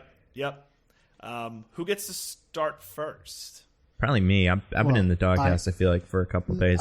I lost last week, so that means that I get to pick. Okay. Right? It was me and That's DJ. True, Nando, actually, Nando you're right. Me as the winner. Yeah. And I'm... you know what? I'm going to say that, Nando, you can go first. Okay. I have a question, DJ. Yeah, go for it. is this the episode 1 setup, or like is that what do I have in front of me? This is for the entire series. Okay. That you got here. Yep. Okay. Okay. I'm gonna say hundreds of desperate strangers are recruited by a mysterious organization to compete in children's games with the potential of winning millions of dollars, but there's just one catch. If they lose, they die. That's what I got. Diggins? Broke and in debt. A man must play a series of deadly children's games in order to win a life-changing sum of money. All right, Nando got this one running away, so that made it real easy. Wow. Yeah, Goodbye, everybody. You got it. Yeah. Get right off screen, so maybe you didn't die, you know? Yeah. That's a good way to be. That's a good way to keep it. Yeah. Tricky.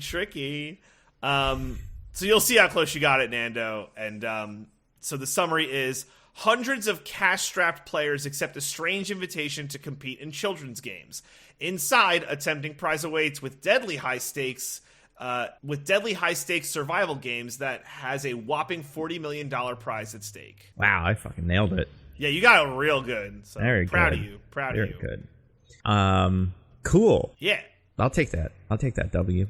Yeah, eat that W. Nom nom nom. Num num num. Just like a little, I'll lick that W, you know? Lick it good. You know? I liked this movie a lot. It's very good. Or show a lot. It's very good. It's one of the rare things that I see and I'm like, this is good that it's not a movie.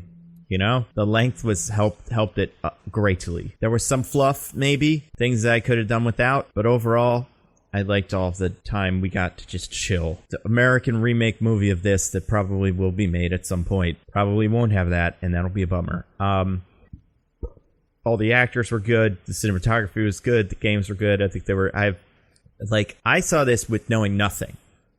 This came up on my recommended things before it was the hottest thing in the world, but I mean it was still pretty hot. But I watched it and I was like, this is amazing. And then I spent weeks trying to convince other people to watch it. And eventually it worked. But so going in with very zero expectations, that was really cool. And I am not excited for future ones. I wish this was it, but it won't be. But I wish it was. Yeah. Is that because you just think it's incapable of being as good in the future? Yeah, I don't want anything else from it. I thought it was great. What do I want? What do I want to learn? The past history of Squid Game? I'm going to learn why it was... I don't care. Or see the future of what, what will Jihan happen next. Or whatever. What's he's going to do? Who cares? Yeah. What's he going to do? Oh, wow. Be corrupted by the system? I don't want to see that. Is he going to take part in it? I don't want to see that. I feel like we got perfect. It was perfect. It's just like Stranger Things. We did one awesome season, and then we're going to drag it to death for 2 or 3 or 4 or 5 seasons so we can sell toys. But yeah, Squid Game's great. I love that it was... cool. I love a good battle royale.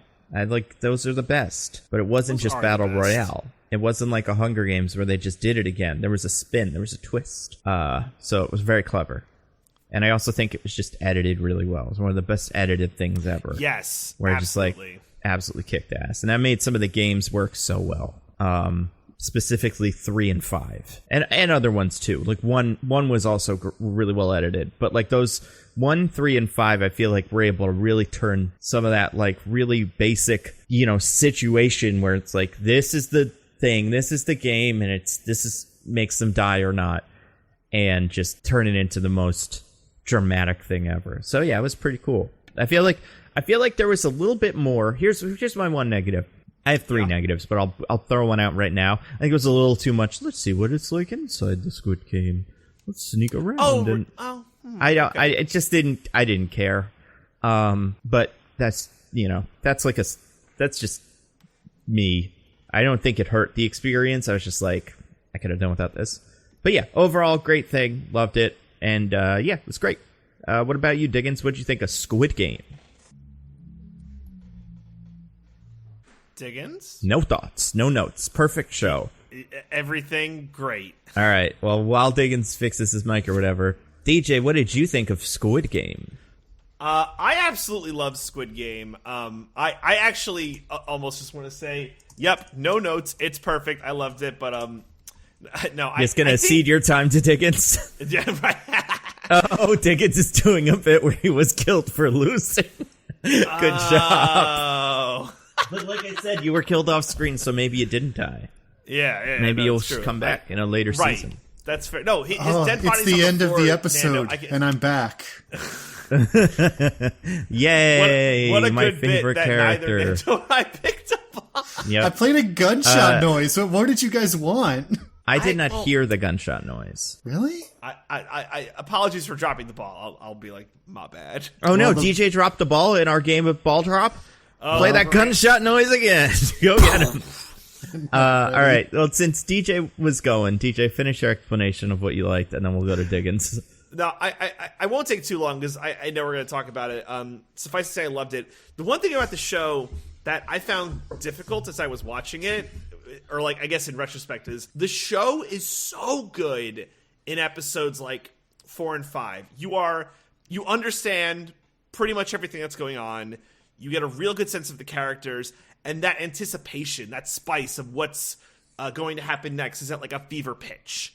And then we slide into like episode 6 and 7, and it kind of dips, but then it like ramps up back again, and then like the show's over. And it's like a bummer when it's over, because like that feeling of the episode like 4 or 5 adrenaline run of just the anticipation and seeing everything happen and just wanting to consume it nonstop like fades. Like for me, just that was the height, like that core meaty middle. And I like the stuff with like understanding like how the Squid Game works. I had questions like, if you hired like these people who are working in the Squid Game, is there like Squid Game indeed? Is there like a human trafficking thing going on? How this much is why paid? I don't like it. I feel like you gotta. Once you start investigating those things, it becomes less mysterious, and you go like, well, this doesn't make like. Yeah, but I love that the like, cop was Agent 47ing his way through it all. I was about to say that, Diggins. I said I love that the cop was just kept doing levels of Hitman. I wanted him to like do a level of Hitman after he like beats up the guy in the mask. I want to like take his mask and be like, yeah, I'm the rich guy now. Yeah, he just does levels DJ, of Hitman. you mean he would be like, hi, I am the rich man now. Yes. 69, that's a good number. So good. So yeah, that's all I got for now, and I'll pass to Diggins, who is decidedly not dead. Well, these goobers couldn't figure out the hilarious bit I was doing. So I'm sorry. Could not. I didn't think we hear can the all gunshot agree sound. that this is everyone's fault except mine. I agree with that. Yep. That's fair. For not getting the bit, we should get executed. That may be that's the true, real Squid yeah. Game. The child's game of getting the bit. We all know this one. Yeah. I love this show. I've said that before. I gave it a quick rec last week. I said a little bit before we started doing this. It's a great show. I think a thing about it that I really like that is often not true of streaming shows that get released all at once is that every episode is its own thing. Every episode is like its own individual story being told. And like, yes, it's part of a whole that like all builds up and everything. But I could just sit and watch one episode and be like, okay, I'll pick this up tomorrow. You know, it wasn't like I watched the episode and was like, well, that was an hour of telling me I should watch the next episode. Mm-hmm. Yeah, absolutely. Which I really appreciate about it. I share with Nando some apprehension about doing a season 2, if only because the like showrunner for this spent like 10 years refining it and trying to get it made. So like whatever comes next is not going to have 10 years of thinking about it behind it. So it's like, I just don't see how it could possibly be as good because it's not going to have that level of care. Not that he doesn't care, not that he won't do good work or anyone working on it won't do good work. Just, you know, it's kind of lightning in a bottle, I think. But wasn't this like originally supposed to be pitched as like a movie? I think originally. Like that was going to be the original. I could see it. Yeah, that makes sense. But so like I get that this had 10 years, but you know, we don't know what happened in the course of that 10 years. Like this guy has had like a heck of a like, well, not even like life story, but like he used to be super, super poor. Yeah. So he has some thoughts, clearly. Yeah, do you think now he's turned to super rich and it's going to be about how, really the Squid Game's good for the people? Yeah, it's going to be about... Actually, those guys running the Squid Game aren't so bad. Yeah, if he had saved his money, he wouldn't have had to be in the Squid Game. So it's, it was nice that they gave them Squid Game opportunities. Yeah. I'm sorry, Diggins, I cut you off. Please continue. No, it's fine. Oh, is Diggins dead again?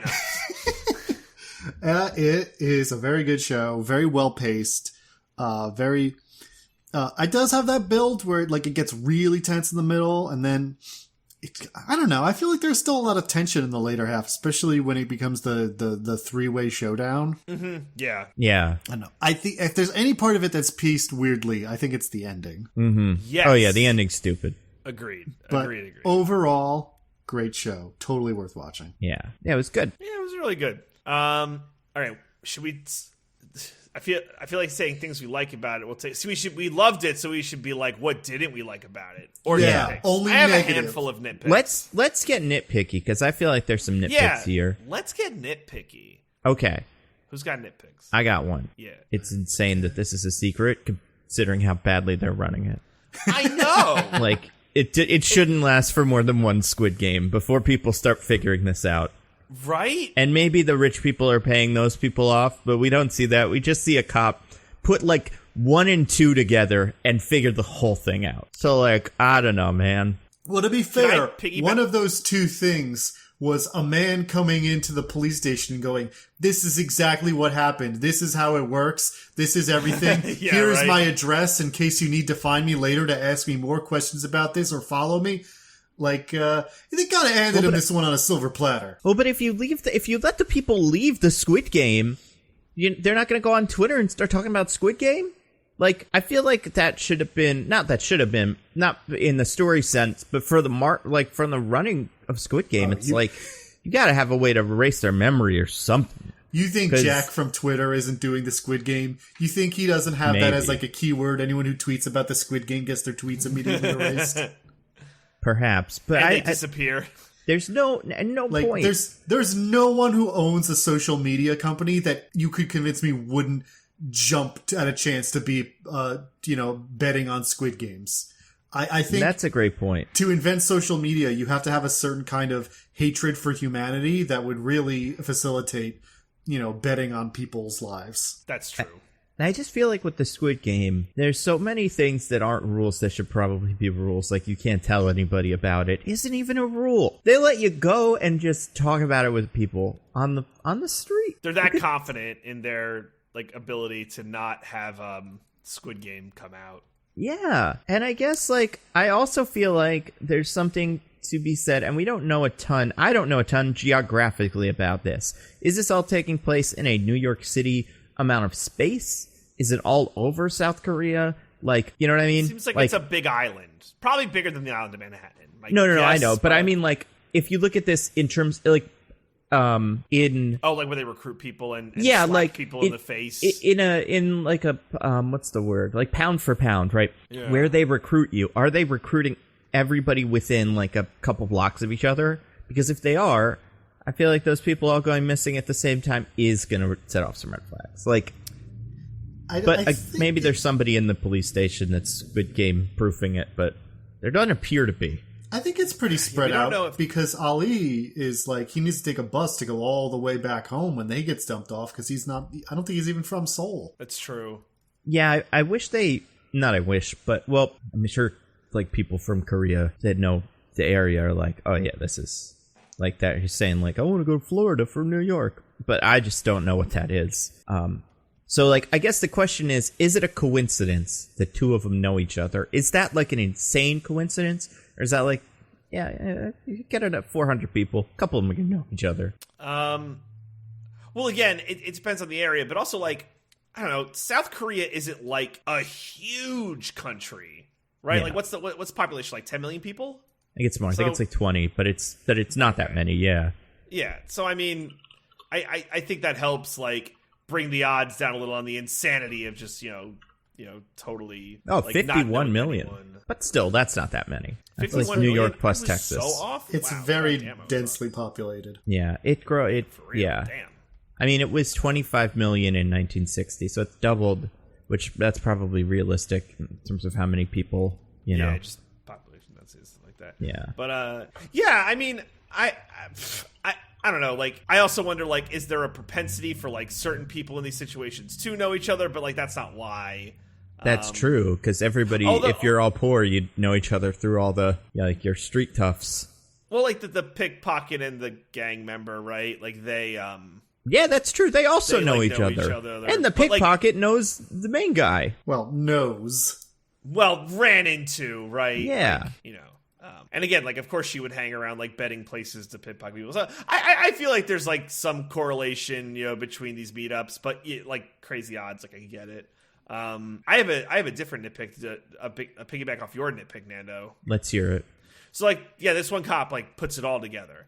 I don't know how much of a nitpick is a critique, but, like, he's the worst cop ever. Like, he has evidence of these vans loading people up into a boat. Like, he has everything. He has to just, like, record all that and go back to the station and be like, look what I have.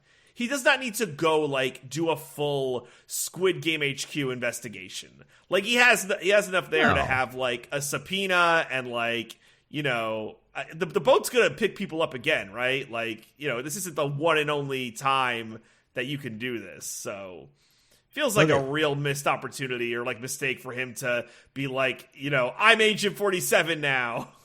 Well, they didn't, because it's his brother. He's crazy. Like, he's, like, not crazy, but he's, like, he isn't thinking straight because he wants to save his brother. Yeah, I suppose. But, yeah, anyway, that's, like, small nitpick, but I was just like, man, you have everything. Also, longest cell phone battery life ever. That battery lasted for days. Yeah, so. That's a great point. Yeah, he must have really been carefully marshaling that. Like me during Hurricane Sandy, just very carefully using my phone battery. Yeah. Oh my gosh. That struggle was real. Yeah, I feel like his searching for his brother in the Squid Game, he was amazing at it. I feel like so good. Part of the Squid Game, my Squid Game problems with the back of house stuff is just like, it is a pretty poorly oiled machine. So the more I watch the show, like when you watch the beginning of the show and like when you're just seeing it from the perspective of the players, you're like, wow, these guys, they got it all figured out. There's no way our players have to play the game because they couldn't just leave and like sneak out on their own. But like then they start like going to the bathroom and like sneaking out through the air ducts, and then people are sneaking around with secret passages in the incinerators and like doing all kinds of stuff. And it's just like, man, how have they kept us going for this long?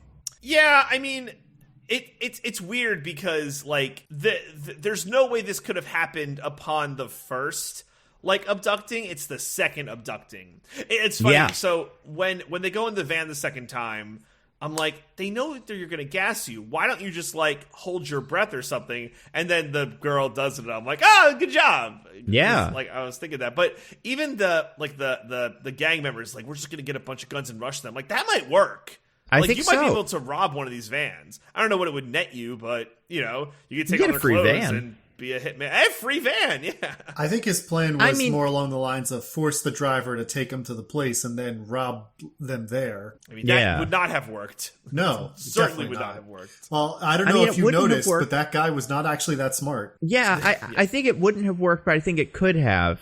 Because, like, it seems when you're watching Squid Game, like, this organization is huge. But the more you see Squid Game, the more it seems like there's about as many people, in charge of Squid Game as there are people playing it. Like, there's not that many back-of-house guys. So I feel like if every one of them got a gun, a good-sized gang could outnumber them.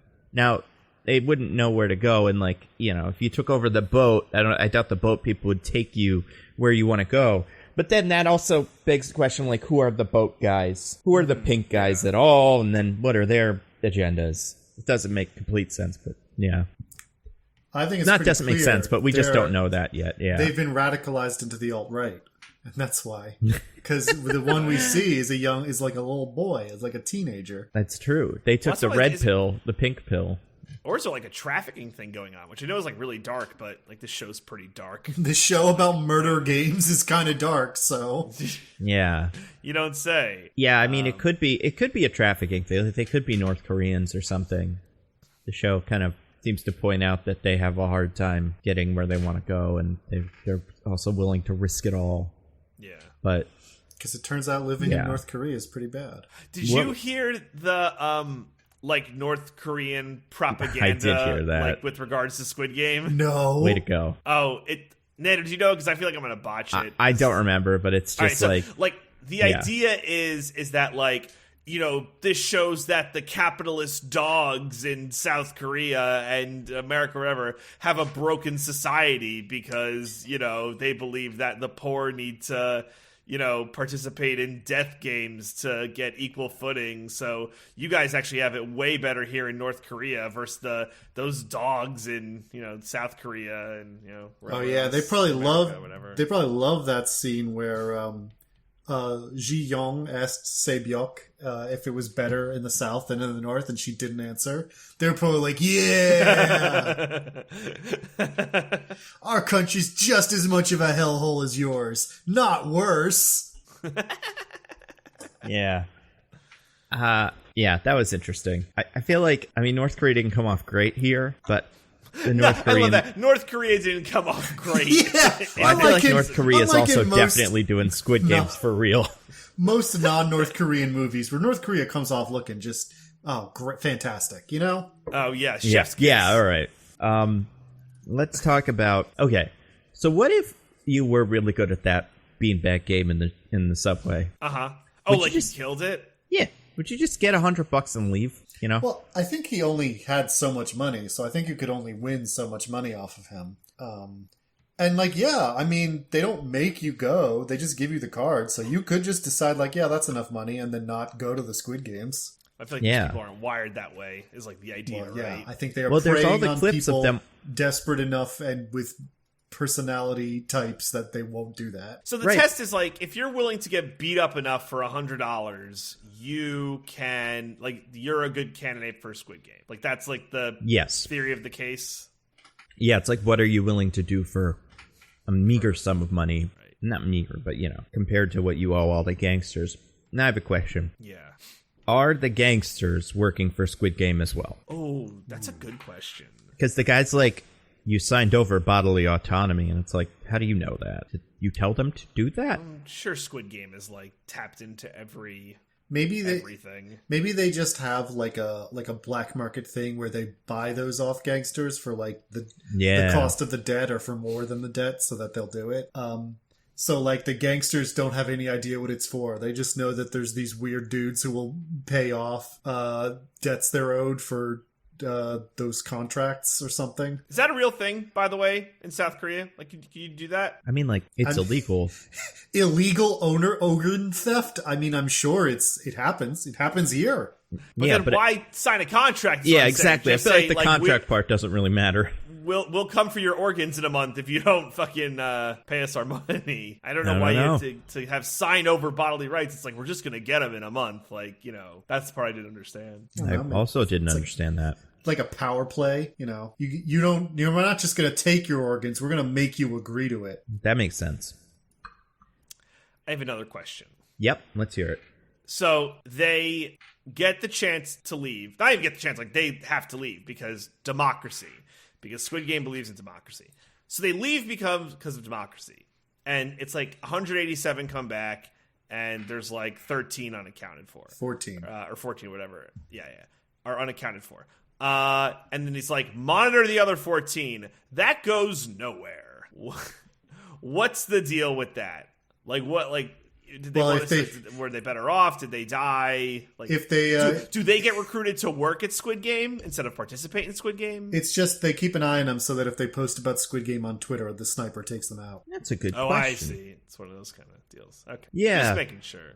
I didn't like fully get why that was a point to be like, keep an eye on them. I'm like, Well, they can't like join mid game. Right? And they can't, like, you can't go to the cops and be like, they're Squid Gaming us. Yeah, but we already In saw fact- if you go to the cops and say, we're being Squid Games, the cops will be like, you Joker, you Joaquin Phoenix. Yeah. Mm-hmm. They Even do though live it in probably society. happens once a year, there's probably a police report for a Squid Game. At some point, no one's like, we should look into this. There were so many binders full of guys. Like, Yeah, it seems like there must be multiple Squid Games a year. that's true. How do those sicko investor guys even make it from Squid Game to Squid Game? Is that all they do? Well, it must be different people because they don't know what a Squid Game is. They're like, what's a Squid Game? And they're like, we pick it because it's the most brutal. Well, they seem to imply it's that like, there's Squid Games in every country. Yeah. Because they say something like, the Korean one is always the best.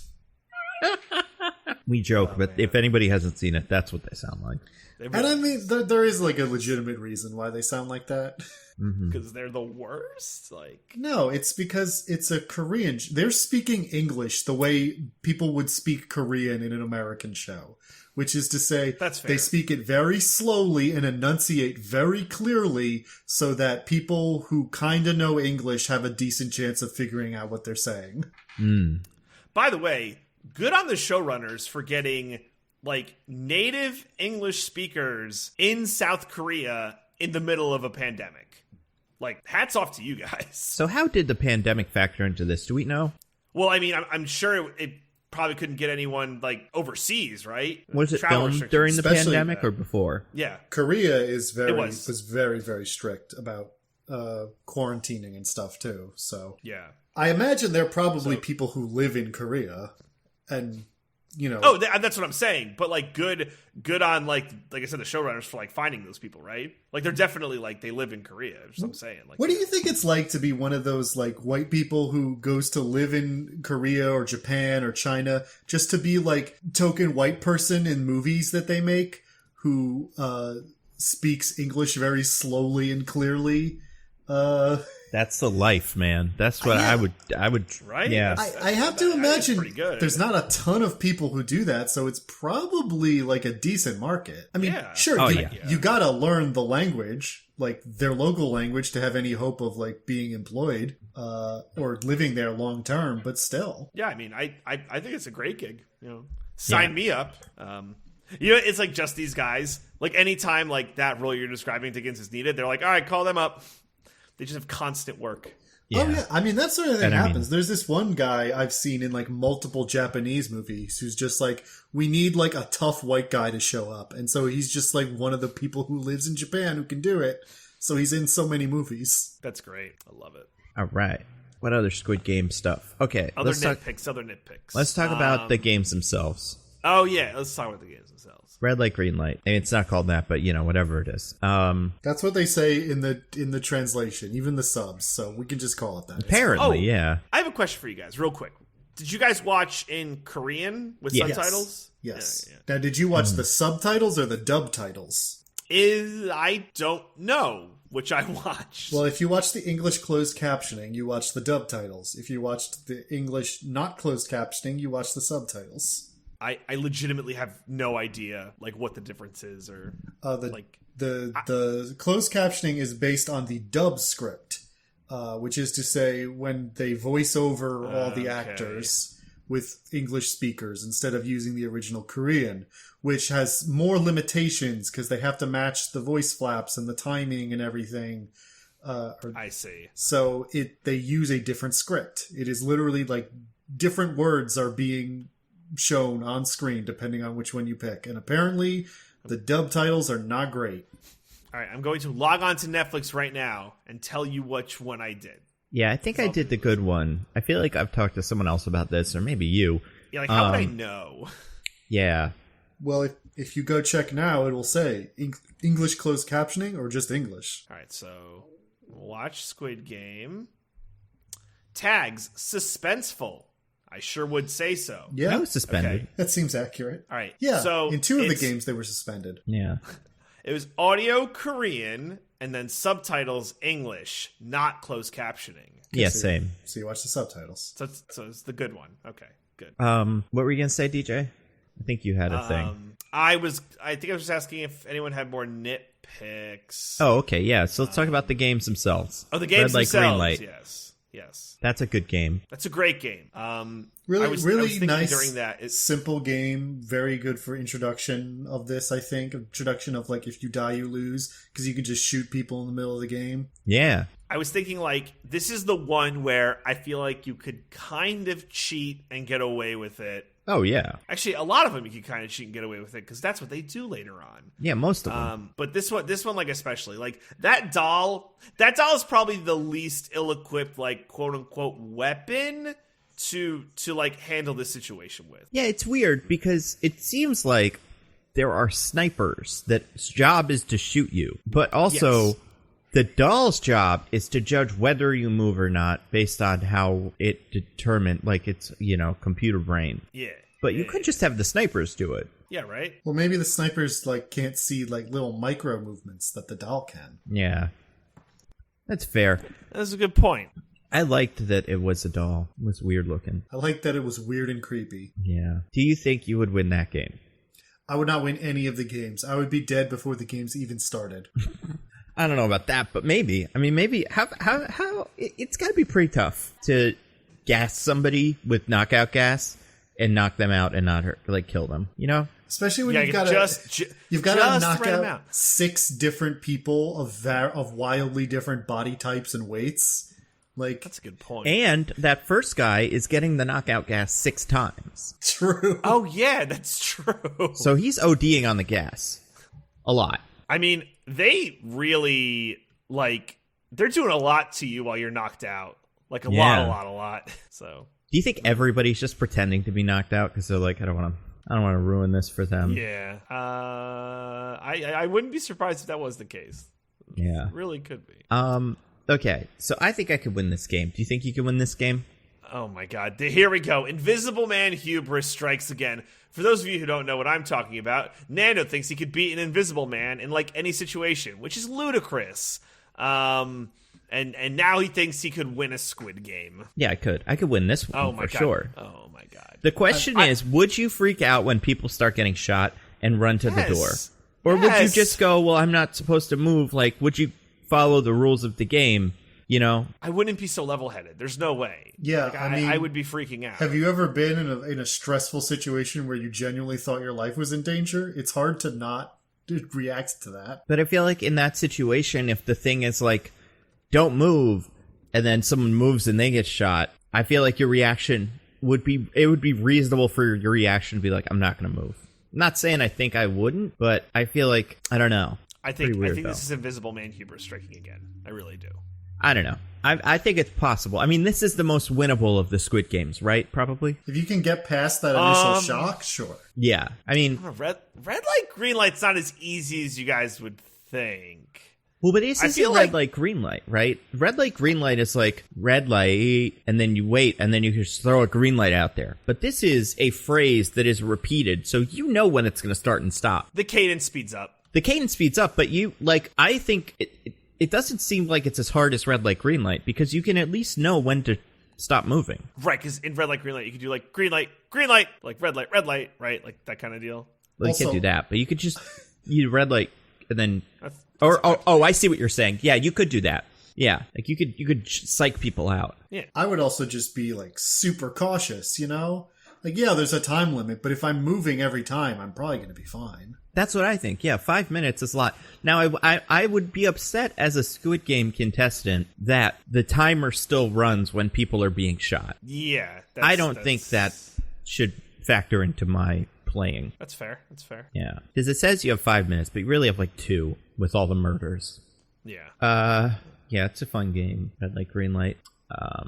I feel like when I used to play red light, green light, it was kind of bullshit because it's all up to the main person to be like, you moved, and you have to be like, okay, Yeah, I'm with you. If only there were like a sensor doll, that right, could- like a robot. Yeah, that'd be better. How about hiding behind people as a strategy? What do you think of that? I mean, that's what you got to do. It's smart. Seems awful. Yeah, well, remember who came up with Bullets go straight through these people. We see a couple straight headshot. Like, you're getting shot with that bullet, too, probably. Yeah, actually, probably you are. usually- It's a sniper bullet. Like, they're it's coming from so usually- far away. usually are headshots, and you like duck down behind them so that if you get shot, yeah, they get shot, then you don't get shot. I think it's actually quite amazing and a testament to these sniper skills that nobody gets accidentally shot. Yeah. They were robots, weren't they? I think it was snipers. We never they were like turret guns. We never actually see. I kind of thought that they were turrets at first too, but I don't know. It's never made clear exactly what was going on here. Yeah, with Squid Game, it's like, why wouldn't they be turrets in the first one? But then the second one, and everyone beyond that, you just get shot by a guy with a handgun near you. So I don't see why that wouldn't also be the turret's job. That's fair. Can we just spend a minute or two talking about what a motherfucker Song-woo is? Oh, Song-woo could literally eat 10 pounds of shit in a bag. He's my favorite. And the bag as well. Ned, you're a monster. I cannot believe you... Oh, he's a champ. Diggins, who's your favorite? I gotta be distracted from all this. I'm so worked Wait, I need Nando to justify himself. Okay. I mean, Song-woo is not the only person that comes up with strategies to win the Squid Game, but he is one of the 3 characters who, like, figures the Squid Game out and helps other people survive. So, like, Song-woo rules. Does he do that, or does he help himself survive, and sometimes that involves helping other people? Yeah, I think that's fair, but I don't think the old man in the tug-of-war game is being incredibly selfless either. Well, no. He's like, that's not who here's how we win. So, yeah, but I think everybody who does that has one of those moments. Because, like, when Gi-hun figures out... You're forgetting the realest one. The other girl? The one that... Well, yes, her. But I was talking about Ali, who saves Gi-hun for no reason and no benefit to himself. Yeah, I'm not talking about that. I'm talking about people that figure out a strategy for the game. That, like, come up with a way to win the game beyond just dumb luck and, power your way through it. So, like, you have the old man who figures out tug-of-war, which Sung-woo... Is that his name? Song-woo. Song-woo also figures out a great strategy for. Song-woo also figures out a strategy for the window game. Not like figures out a strategy, but is like being, a clever tactician. He has nothing to do with the window game. The man who works in the glass factory is. Yeah, but the man who worked in the glass factory is like taking all the time, and everybody's gonna die. Oh wait, if so it you're wasn't saying for Song-woo, it was great of Song-woo to throw a man to his death? That's what you're defending? I don't think Song-woo had a choice at that point. Everybody else that got through that game got through at the last second. If Song-woo didn't push that guy in the moment he pushed him, they all would have died. Wow. Nando is zigging. Wow. I don't blame. It's not like he's not like cruel in a moment where he's like, I want to win the Squid Game and I don't want anybody else to win. He's just like playing the game.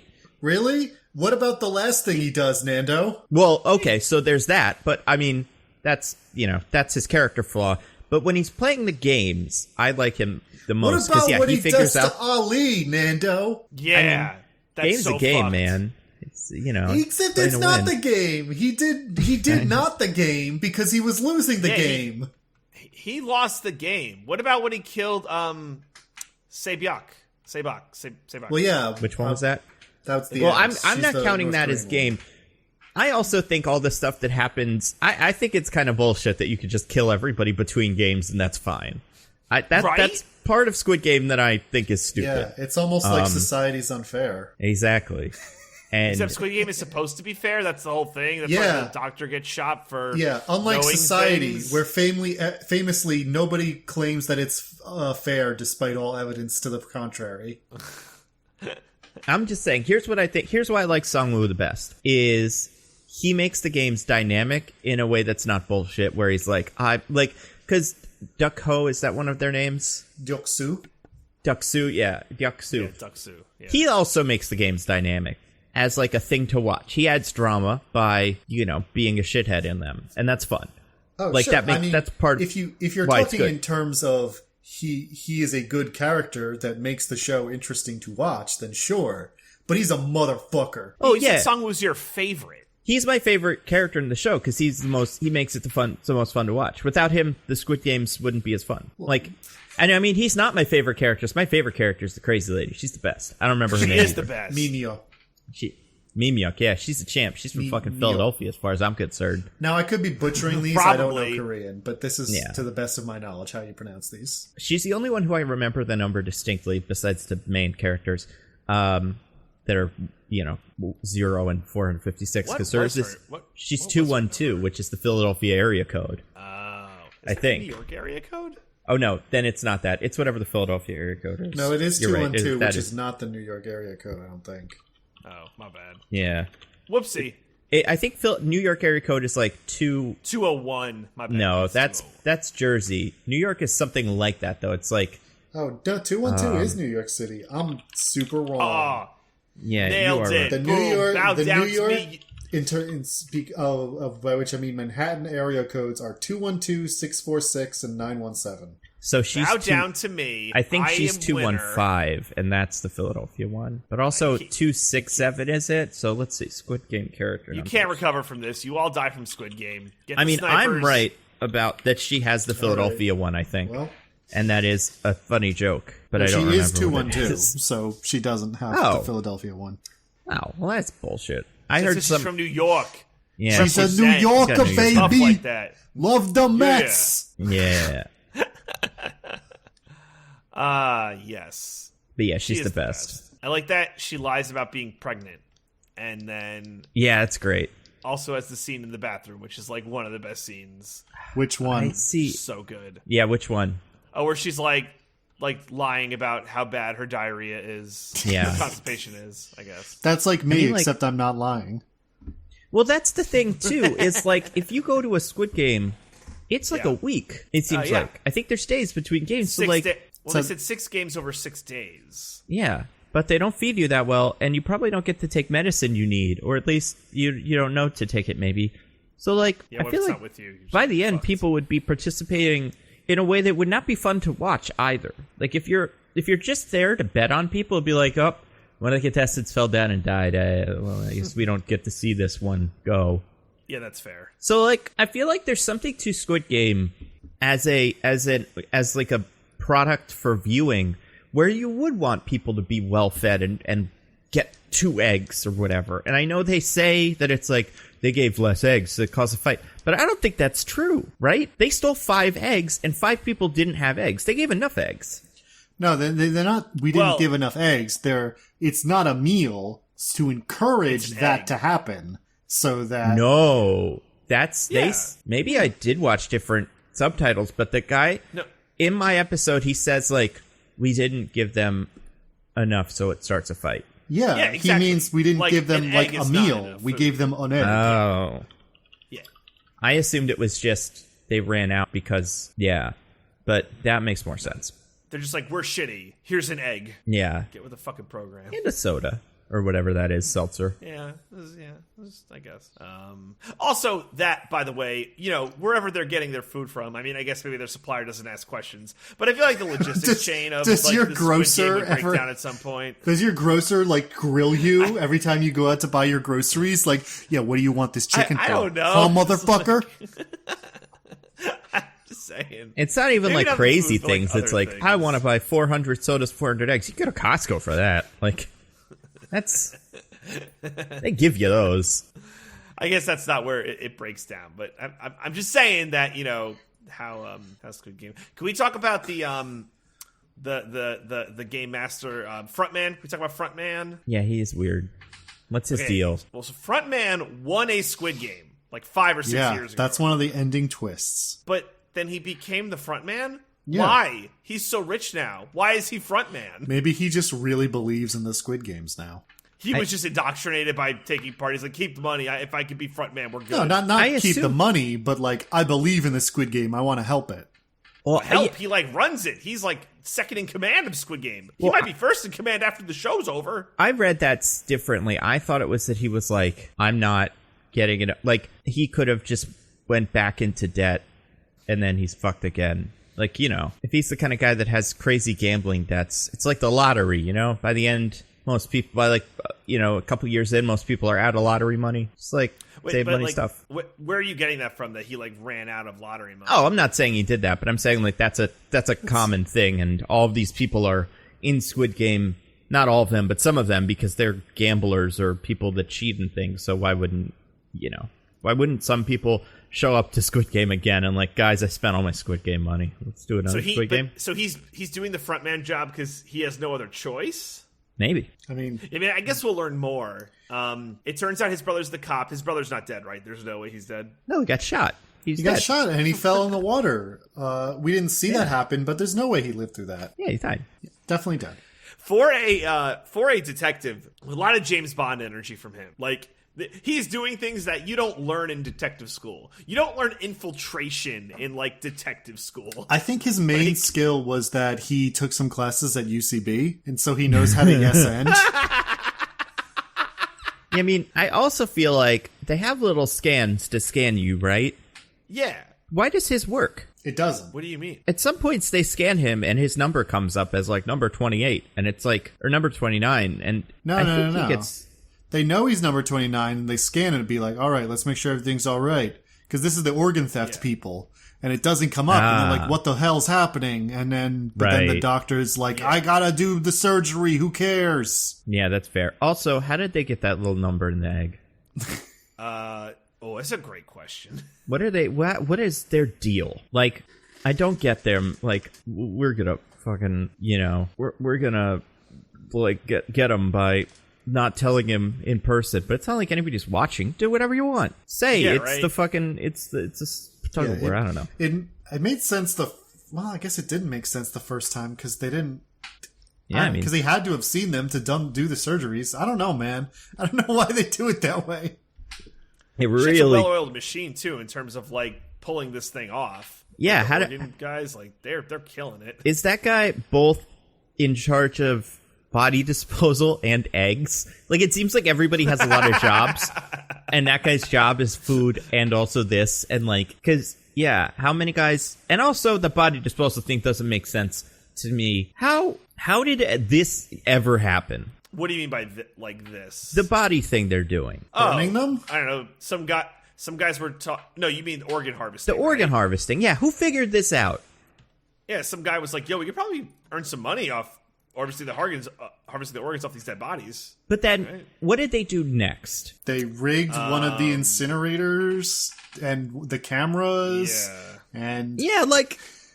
There's a lot. We'll find out in season 2, Nan. It's too much. It's just like it's again. It's the more you get into the back of house, the more it doesn't make any sense. Like the fact that they have a little secret door in the incinerator that they can use to slip a body in, and it's like, okay, but also, did they build that? Did they just show up one day and like, just do a little incinerator maintenance, boss? Well, it does turn out that the front man seems to have known what they were doing the whole time. So I guess it didn't really hide it that well. Yeah, it's just a lot of nonsense. I don't know. Also, like, I don't know if they have like HR meetings or like whatever kind of organization they do. I know you can't like speak unless spoken to, but someone should raise their hand and be like, "Hey, can we harvest the organs from all these bodies? Because it's like kind of a waste otherwise." Also, what do they need money for? Like, why do they need more money? Well, that's a great question. The guys working at the Squid Game aren't rich. But, like, they live here on Squid Game Island. For, like, the week that the Squid Games happen, then they go back to their lives. I don't think it's a permanently, running facility or anything. Like, maybe 3 weeks, tons of a Squid week. Games. Maybe, but I think there's only one Squid Game every year. In each country. No, there's so many binders. Oh, okay. I feel like I think those are your Korea binders, though. Why would all the other binders of Squid Game contestants be in Korea? Yeah. Unless this is where they started it, which I guess it is, kind of, but... here's my other question. Well, first of all, why would you have a paper trail at all? But also, is every year the same games? Can't be. Right? Although... So then... It has to end in a Squid Game, I guess, but maybe the others are up for grabs. I think it's called Squid Game. I think we just call it that, but like... No, they call it Squid Game. Well, they I know, but like the show is... They call it Squid Game, but they do... There's like squid something on the binders. Oh. Yeah. Oh, yeah. Also, did you guys notice that it's on the walls? All the games are on the walls? Yes. Yeah. Yes, Michelle pointed that out. I saw it the second time. It was very clever. Yeah. Yeah, very cheeky. I don't understand. Okay, so every year it's the same game. Maybe it's every year 5 different games that end in a Squid Game. Yeah, that could be it. Because Squid Game's just like the best one. But then, it's the most violent. I assume they bring these pink jumpsuit guys back to build whatever the next apparatus is. Yeah, right? That tempered glass, whatever the fuck it is, that requires a lot of testing, I'm sure. A lot of, like, stuff. Think how many guys died during that shit, right? Yeah. So, like, I feel like this could be a full-time job. A foot up, and then it's probably fine. That's true. Which is apparently how they actually filmed it. Like people really did fall. They just fell like 3 feet. That makes sense. That's pretty cool. Okay. Yeah, I like that. So Diggins, do you think that these people work as Squid Games? It's like a contractor part-time thing, maybe 4 weeks out of the year, and then the rest of the time they're doing whatever regular Joe Schmo job they have. Yeah, I mean, maybe they don't even have a job. Maybe Squid Game does pay decent enough for that, but they definitely seem to me like they're just, people, and they don't live there all the time. Yeah, I don't know, because the organ harvesters, like, I guess, yeah. How maybe do you that's think how they hire they thought. for Squid? Maybe that's how they thought they got away with it. Maybe they went back to the island in an off Squid Game season and built this stuff, and maybe, we're like, nobody knows. Ooh, yeah. Yeah. By the way, ZipRecruiter, best way to hire. Mm-hmm. Are we sponsored? Does this podcast make money now? But just for the Squid Game benefactors. Yeah. We have the exclusively Squid Game ZipRecruiter. So if any of them are listening, and I think they are. SquidRecruiter.com. Yeah. That's where you go to hire or get hired for Squid Game. Squindeed. Squindeed. Here's a question about Squid Game. Let's talk about the other games. The game where you lick the honeycomb. Yeah. Is that like, does he invent that strategy from nowhere? Who, Jihan? Yeah. I don't know. I've never played the honeycomb game, seeing as how I did not grow up in Korea. So sure, but we see the other guy, Sungwoo, I think, has like a little flashback of like, I remember playing this once, right? Yeah, Somebody that's does how that. To pick triangle because right, it's the easiest one. So wouldn't other people have played it too? Wouldn't somebody know you lick it? Or maybe that's cheating with honeycomb. Well, no. Not in this, but in the real world. Like, your friends would be like, fuck you, you gotta do the needle. Stop it, you dick. Yeah, that makes sense. Put the lighter away. I mean, yeah, that would make sense to me, that, like, you're just supposed to do it with the needle, because that's the point. So you don't really think about other strategies. That is the point. Ha-ha! The lighter thing is bullshit, too, right? Like, they know cheaters. She has it, I assume. I don't know. She smuggled it in through her secret compartment, if you know what I'm saying. She smokes in the bathroom. Do they know she smokes in the bathroom? Have you ever hidden smoke from a cigarette? Impossible. It stays on you for days. Like, it's just the worst. And also, she shows her Squid Game to them, and it's got like little burnt or her honeycomb to them. It's got like all kinds of burnt sides. I think they'd figure it out. Well, no, these inspectors have like no free will. Like, they are clearly like they have no critical thinking as part of like their job. Perhaps, That is clear to me. Absolutely. Let's see. Do you think you could win the honeycomb game? If I have triangle, I think that I'm telling you, the pressure of the life or death scenario is going to get to me. Yeah, I mean that's fair. I had to like replace light bulbs the other day before people came over, and I was like sweating it because I'm like, I gotta replace these in time, and I was like fucking up. Like, I don't think I would be well equipped for this at all. But also, like, if the person approaches me to play the envelope game, the first time he smacks me, I'm like, oh dude, I'm out. Like, ow, that hurt. Getting slapped hurts. It does. Especially by a professional slapsman. Yeah, that's his whole thing. Like, that would hurt a lot. So, yes. I am out on all of this. I mean, as I already stated, I would be dead before the first game even started. Someone would knife me in the night. I would not make it. But if I had somehow made it to the honeycomb game, I mean, DJ's right that it's a stressful situation and that would seriously hamper your performance. But I think if I didn't have the umbrella, I could do it. I think so too. I think it'd be really tough. Think you do the star? The star is just a bunch of straight lines. The circle would worry me more than the star. Yeah, because you could like fuck up on a corner, like not a corner, but like make a corner or something like that. Well, Ali is like snapping pieces off the side, and I'm like, that's not gonna help, dude. You need to use the needle. Like, I don't, unless that's a stretch. Maybe that would work for the triangle, but I will say one thing about watching this show when you don't understand Korean, it kind of makes Ali seem dumber than he is. Yeah. Yeah. Because, like, there's a lot of points where he just, like, doesn't know a Korean word for something and just, like, clearly doesn't know Korean that well because it's not his native language. But when everyone's just speaking English, to you, it just seems like he's stupid. Like, he is not Yeah. very clever in terms of, like, he is the most trickable of the crew. Sure, he's not like that's he's made not clear. like a genius, but I mean there are points where like he doesn't where Song-woo is explaining like odd or even to him, and it's not because he doesn't understand the concept, it's because he doesn't Right. know the Korean words for those concepts. That's true. I see. Let's talk about the third game, Tug of War, the best one. Fucking Yeah, that electric. strategy's bullshit. By the way, Is it? That's bullshit. There's no way. Well, you're saying that, or that's been like myth-busted?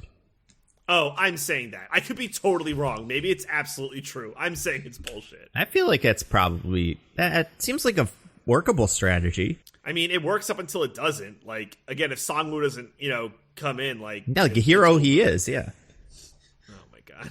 He's a hero. That move is brilliant. And I also feel like Tug of War, man, that's a tough game to turn the tide of. I feel like every time I've ever seen someone do Tug of War, whoever's winning in the beginning pretty much wins. Yeah. Although I have to say one thing about Song-woo's strategy in that game is they are just shouting it super loudly. So if I was the other team, I would be like, guys, they're about to take 3 steps forward. So just like, be ready for it to go slack for a second. Yeah. But it could be a bluff, because if they get ready for it to go slack, they let up, and then they Song-woo could pull. So, you don't know about the bluff there. Yeah, I do feel like if it was me, I would try to come up with strategies in the elevator, and then no one would do them or something. I'd be like, all right, here's So what are you we saying do. you would lose Tug of War? Is that the one you'll concede to, because it's like a team game? Yeah, I think I would try to do strategies, especially while watching other people do it. Me and my team members, I'd be like, all right, here's a way to maybe. I don't think I'd come up with the old man strategy, but like some sort of like everybody count to 3. That I think I could figure out.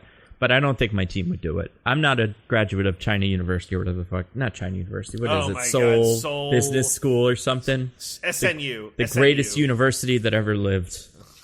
I will say... Is that a real place? Probably. Yeah. Did they sponsor it, or do you think they hate it? Well, considering God, Song-woo is the one who went there. But then again, they're business people, so they might be like, yeah, of course, he acted rationally in pursuit of his own economic well-being. I don't understand why people don't like this character. Yeah. They might be, they might be like Nando and completely soulless monsters. Yeah, heroes. Yeah, I don't know. I feel like I'd have trouble with Tug of War. It's also kind of tough. The Tug of War also accidentally... Like, there's like a second where you can also die during your Tug of War because it's bullshit. Yeah, like that guillotine. First of all, where did they get the designs for that giant fucking guillotine? That thing. Oh my God. From the French Revolution, DJ. Dr. Joseph They had the Guillaume. big ones for Yeah. the big boys. Why didn't they... Like, it's almost like after your Tug of War, there's also a little strongman competition to see if you can make it to the guillotine. That's just like bullshit. You want people to win this Squid Game? And then taking everyone with you. So. Yeah. I really want to... They're probably Squid Game. I'm sorry, go ahead, Diggins. I'm kind of disappointed that we didn't see what they... Like, we didn't see the other 2 games after theirs where they were strategizing and doing strategies. Because, like, the first game was just... Deoksu knew the game and recruited a bunch of big tough boys. And so they were able to win easy. But then, like, what are the other 2 games like after they see this weak team do these bullshit strategies? They're like, well, should we both do those? Do they both just go limp at the start and nobody gets an advantage? Does one team decide to do it and the other doesn't? Like, what happens? That's a great point. I would love to watch that. Yeah. The husband and wife make it real far together. Good for them. Yeah. Yeah, well, he had the power of He's 69 on his side. Yeah. Now, why on earth, not like why on earth, but a husband and wife Squid Game seems like a disaster. Yeah, one of you has to not. Especially because they went back. They both went back. Well, now, there's never any implication that you can't win together. That is true. Yes. I think that's fair. I also I feel like there's definitely like, it just doesn't seem like there's an advantage to having 2 people on the same Squid Game side. Twice as many chances to win, baby. But like, if you don't win, you die. Yeah, exactly. So I feel like twice as many chances to die, but it's not like if both of them win, they still split the pot of the whole amount. Right. So like, yeah, I don't know. Just send one. Yeah, just send one. It's ludicrous. It's insane. Also, the when you get to the marble game, you have to just agree to Suicide Pact. Yeah. Oh, You yeah. just have to agree. You're saying if you and Michelle were in the marble game, you wouldn't be like, no, please, you go on without me. No, you'd be like, if I'm he likes dying, Batgirl you're more than his dying. wife or whatever. Yeah. The vows were till death do us part. What if, and the husband wins too, which is insane. Like, Yeah. and I guess it makes sense because she's probably like, listen, so many of these games, like one of these games was just tug of war, so you probably, strength seems to be helpful. So you're stronger than me. I don't know. No, I think you have to suicide pact. Oh, yeah. I feel like give Ali your marbles, you know? Yeah. That's nice. Do they have a kid? Do we ever find that out? They can't be doing this if they have a kid. Wouldn't that be amazing? The worst parents ever. Like, Yeah. Anyway, DJ, Nando and I will be sure to tell Michelle that if you were ever in a life-threatening situation, you would demand that she also die. Yeah. she listens to the podcast, so it's not like a secret, right? It's not like if I want to keep a secret, I say it on the podcast. Hey, I got a She question. especially listens to ones that we watch, so yeah, she's gonna hear this. I have a question. Yeah. When they do Squid Game, so they do Squid Game 1. They do the red light, green light. And then they vote to not do Squid Game, which is great. I love that. As a narrative choice, I didn't like it at the time. I was like, I want to see more Squid Games, but then it was actually pretty sweet. They say, if you all quit the Squid Game, we'll give the money to their families. Yes. Do they not do that? I was gonna say because they come back and the money's still there, so maybe I think if no one had come back, then they would have given the money to the families. That's still kind of bullshit because that's not what they said. Bullshit. Like, yeah, I don't buy it. Not like I don't buy it, but I don't get it. Because the guy is like, when he's saying, everyone, we should just all vote to leave because then I'll get some money. Yeah. Like when the husband's like still around, it would like behoove him for everyone to stop playing a Squid Game because he'll get money. Yeah. He only won. All right. Squid Game 4, marbles. Could you win marbles? Do you have it in you to kill someone? No, absolutely I think not. it's the one I could win. Oh.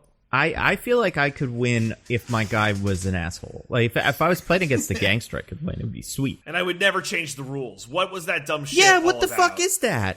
That was crazy to me that was like legal. I would say, no, absolutely not. This is the game and we agreed and fuck you. Yeah. I would never agree to a change in game. Or and like that change of game. Like, oh, going for like a Hail Mary pass. It's like, yeah, no, we gotta pay something more even where like your disadvantage of marbles comes into play.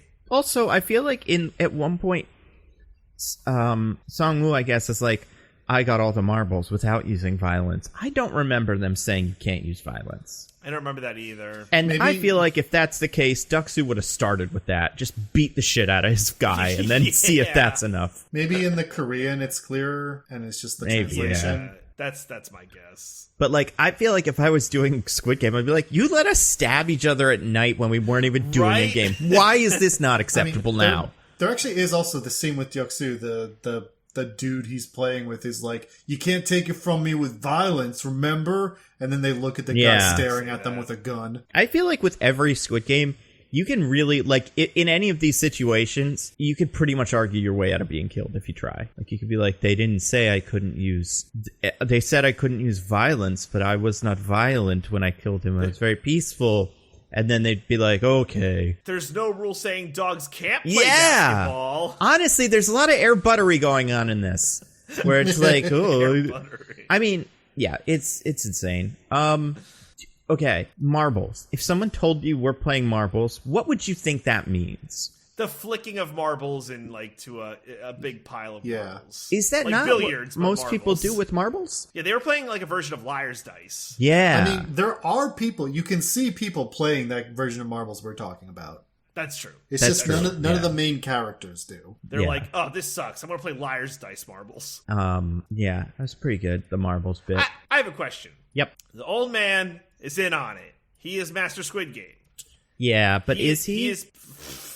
Like, does he... sorry, is he pretending or does he actually have dementia? Oh my god, he must be pretending. I think he's pretending the dementia, but everything else about his illness is real. Oh, okay. Yeah. I wasn't sure if he actually knew, like if he got in the Squid Game and then a day later forgot he was doing Squid Game. Or like forgot he was the rich guy in charge. But anyway, go on with your question. No, it's just, yeah, so why is he faking the dementia? It seems a kind of a ludicrous thing to do in this scenario. Does he want Jihan to win? I think... Yeah, what the fuck was that about? I think the implication is Jihan kind of reminds him of his son, and he like is genuinely kind of fond of him. And so he doesn't want Ji-hun to get killed here because he knows that, like, I mean, if I lose, who cares? You know, I just go back behind the scenes, whatever. Right. So I get shot off screen. Yeah. I think that's why he does that. I don't know. That's my read on it personally. I get why he's doing like the what number did I say? I get that. I mean, like the wandering around, like this reminds me of my house. It's like because you keep fucking around, Ji-hun's gonna die because he's still an asshole and he wants to fuck with him. Yeah. Okay. See, there was part of me at the time that thought he has like kind of a selective dementia where he forgets he's doing a Squid Game. Like he forgets he's the rich guy in charge, but he kind of is able to figure out minute to minute what's going on. So he was fucking with Gi-hun at that moment, but he didn't remember that he was in charge of the competition as well. I didn't get that read. It's a tough read because the game, like, because the show does bullshit at the end. So it's like you can kind of go back and reinterpret almost everything that character does. And it's like, well, actually, it was the point. But it's like, well, was it? And it's like, who gives a shit? It's a bad ending. I don't like that twist at all. Yeah, I hear you. I like having a confrontation between Gi-hun and the host of the games, and I understand why you want that to be a character people are already familiar with, so it's not just like some random dude he's having a conversation with at the end. But it does feel a little weird to be. I don't know. I understand why the choices were made. Maybe it could have been handled a little better, but overall, I like the scene that it results in. Yeah, that's fair. All right, last two games, real quick. The last one. Songwoo is a hero. Next, last game, the Squid Game itself. I have a quick nitpick about the glass game. Real quick. I have a real quick one also. Everyone's choosing their vests, and the guys in their little eyes wide shut masks are like, first or last, tough choice. No, it isn't. Last is the best one. Well, no, they mean... The fuck are you talking about? They're talking about if they were them and they didn't know what the game is. Like, man, how do you know... Like, one of those probably sucks and one of those is great, but which one? Right. Misunderstanding on my end. Well, and also, last is also bad because... Well, not last is also bad, but, like, unbeknownst to our main characters, the glass is rigged with fireworks or something. So that whoever is closest to the glass at the end, it explodes and gives them a fatal wound. I think that was kind of bullshit, that she just got murked by the exploding glass, and that was it. Such bullshit, because she's not at the back of the pack. She's just in like, near the back, but, like, yeah, it's nonsense. It was such bullshit. Byuk-suk got fucked there, and I was not happy about Sae-byuk. Sae-byuk. Yeah. Again, what was your nitpick, Diggins? So the glass factory man is like, throws the marble, hears the sound, and is like, I need another marble. And they're like, well, too bad. Why didn't you just like bounce it on the one you're standing on first and then throw it and be like, is it the same or different? And then I know, because the one I'm standing on is definitely tempered. Good call, Diggins. That's a good one. Also, I feel like, and I'm not positive about this, I feel like you could probably kind of see the difference in light. When they turn off the lights, which is bullshit, but it's the kind of bullshit that these, fuckers always do. Like, they're always just changing the rules and letting you... It's yeah. But when they're not doing that, I do feel like... I feel like with that guy, you almost be able to be like, oh yeah, I see the path. I know what it is. Like, I can see a version of Squid Game where everybody gets up there and they're like, see the tempered glass, you'll never know. And everybody's like, left, right, left, right, left. Okay, let's go. And then they all just do it and like, fuck, we all thought it was good, but they're all geniuses. I don't know. Yeah, that game is interesting. It's weird. It's not anything like a game. There's no game, no children's game that is. Yeah, there's the no extreme version right? of. Yeah. You guys never played Jump on the Glass or Fall to Your Death as a kid? I did not. Not a fan. I lost a lot. Also, I heard this is a thing in South Korea, but this game has to be replaced with the floor is lava. Yeah. There's actual lava. That's like the one where that would be cool. High stakes. Well, also there's like this is the only game too where he's got like a little play at home version of it on a desk that he plays. It's like, we're watching the game, buddy. We don't need you to do little baby version of it, you know? You know what I mean? Yeah, the main guy. Anyway, last game, Squid Game. Oh, right. Then she gets stabbed. Yeah, so bullshit. I mean, she was dead anyway, but I'm going to maintain that. Songwoo is a piece of shit and should eat 10 bags of shit, including the bag. Fuck Songwoo, man. Hate that guy. So mad. Yeah, I mean, I just hate that Squid Game lets you stab people between the Squid Game. Like, I feel like that would be bad for Squid Game. Like again, that would just make some of this... You want more people doing it. That makes it more fun. What about full Squid Games where everyone dies at the glass game? Because it's possible. It almost happens. Yes, true. Then do they just go, whoops. All right, we'll see you guys next week. Sorry we flew you in to not see Squid Game. You want to fuck some of the furniture people while you're here? I want to go home empty-handed. I love the furniture people so much. Oh my god. Last game is Squid Game. It was pretty cool. There's really no strategy to it, except for pick up sand and throw it at the guy. Pocket sand! Awesome. I love that he did pocket sand. Yeah. Pocket sand. I feel like... So dope. Yeah, it's a sweet plan. I feel like at that point you could have taken out a gun if you had it and shot him, and they would have been like, yes, this is acceptable. We'll let this slide. Also, Songwoo couldn't see pocket sand coming. Like, that should have been a Songwoo move. I can't believe that, like, he got by... It's all rainy, so, like, maybe it's hard to see. I don't know. Well, it hadn't rained yet. It started raining after he did that. Oh, yeah, that's true. Well, maybe he just thinks... well, it had become clear at that point that he thinks Ji-hun is a stupid scumbag. So maybe he just didn't expect Ji-hun to do something smart. That's very true. Could either of you win Squid Game? No. Depends I on couldn't who playing win any game, DJ. I couldn't be more clear about this. I would die instantly. Well, I'm asking Nando's insane hubris, his Invisible Man-based hubris. If I'm playing Songwoo or Gi-hun, if I'm playing someone my size and build in Squid Game, I don't know, maybe. It's tough, but... It's a toss-up. It's not impossible, yeah. I feel like it feels like it's easier to go on defense than offense, because if they don't do the middle bit right, then they're pretty fucked. And it seems like unless you get pocket sanded, it's easier to defend that. Like, it seems like when they're playing Squid Game as a group, it works with a lot of people, but I feel like one-on-one Squid Game is like playing one-on-one tic-tac-toe. Like, which is the only way you can play tic-tac-toe. But like how you're like, okay, I do this and you do this and, you know, whatever. But like, I guess it's like one-on-one like Candyland, where it's like, okay, I guess you're winning. Go through the motions. I will say, it's funny that at some point, Gi-hun just doesn't play the Squid Game. It turns into beat up Songwoo, whereas he could have just stepped on the circle and won. Yeah. But, whatever. Well, at that point, he wants to save Songwoo, kind of. Not really, but like, they want to get everything back. Yeah. It's a great show. The next season, what are they going to do? Go to America or something? No, he very explicitly did not go to America. Oh, no. I mean, like, do America Squid Game, or like, are they going to be in Korea again, or do you think they're going to go to a different country and play different games? No, he's taken now. He's like, I have a particular set of skills, and I'm coming for you. That's true. Yeah. Plus, it's a Korean show. I'm sure they're still going to be in Korea. Yeah. Now, if you were in charge of Squid Game, I feel like you can't let him play again. No, he's going to win. He's gonna Escape Room Tournament of Champions. He's gonna Agent 47 his way, like the cop. Yeah, that's true. I feel like you just be like, okay, so there's 6 games. Here's how we should actually probably do it. I'm gonna get every single person through the Squid Game except for tug of war people, but I know the tug of war strategy, so we're gonna be cool. Like, yeah, I don't know. Where do you go to the bathroom in Squid Game? They have a bathroom, but they don't let you go. They have specific times where you're allowed to go. It's like bathroom time. That's insane. There's going to be a lot of poop in the Squid Game hall. People pooping on the floor. Yeah, what are you going to do? They're not going to let you go. I mean, you whine a bunch, carrying it up, you'll be fine. But if you don't, you're out of luck. It's a great show. All right. You guys want to get to our classic segment? I would love that. Yeah, let's do it. All right, DJ, you have anything to recommend to the fine people? Yeah, so I'm a real loser because this week I'm recommending 2 things that you guys recommended that I like fell in love with, and I'm sorry that I have nothing like original.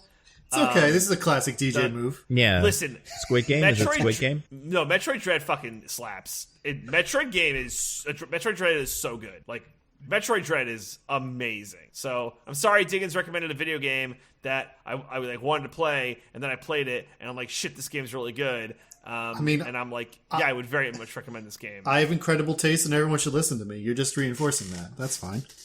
Yeah, exactly.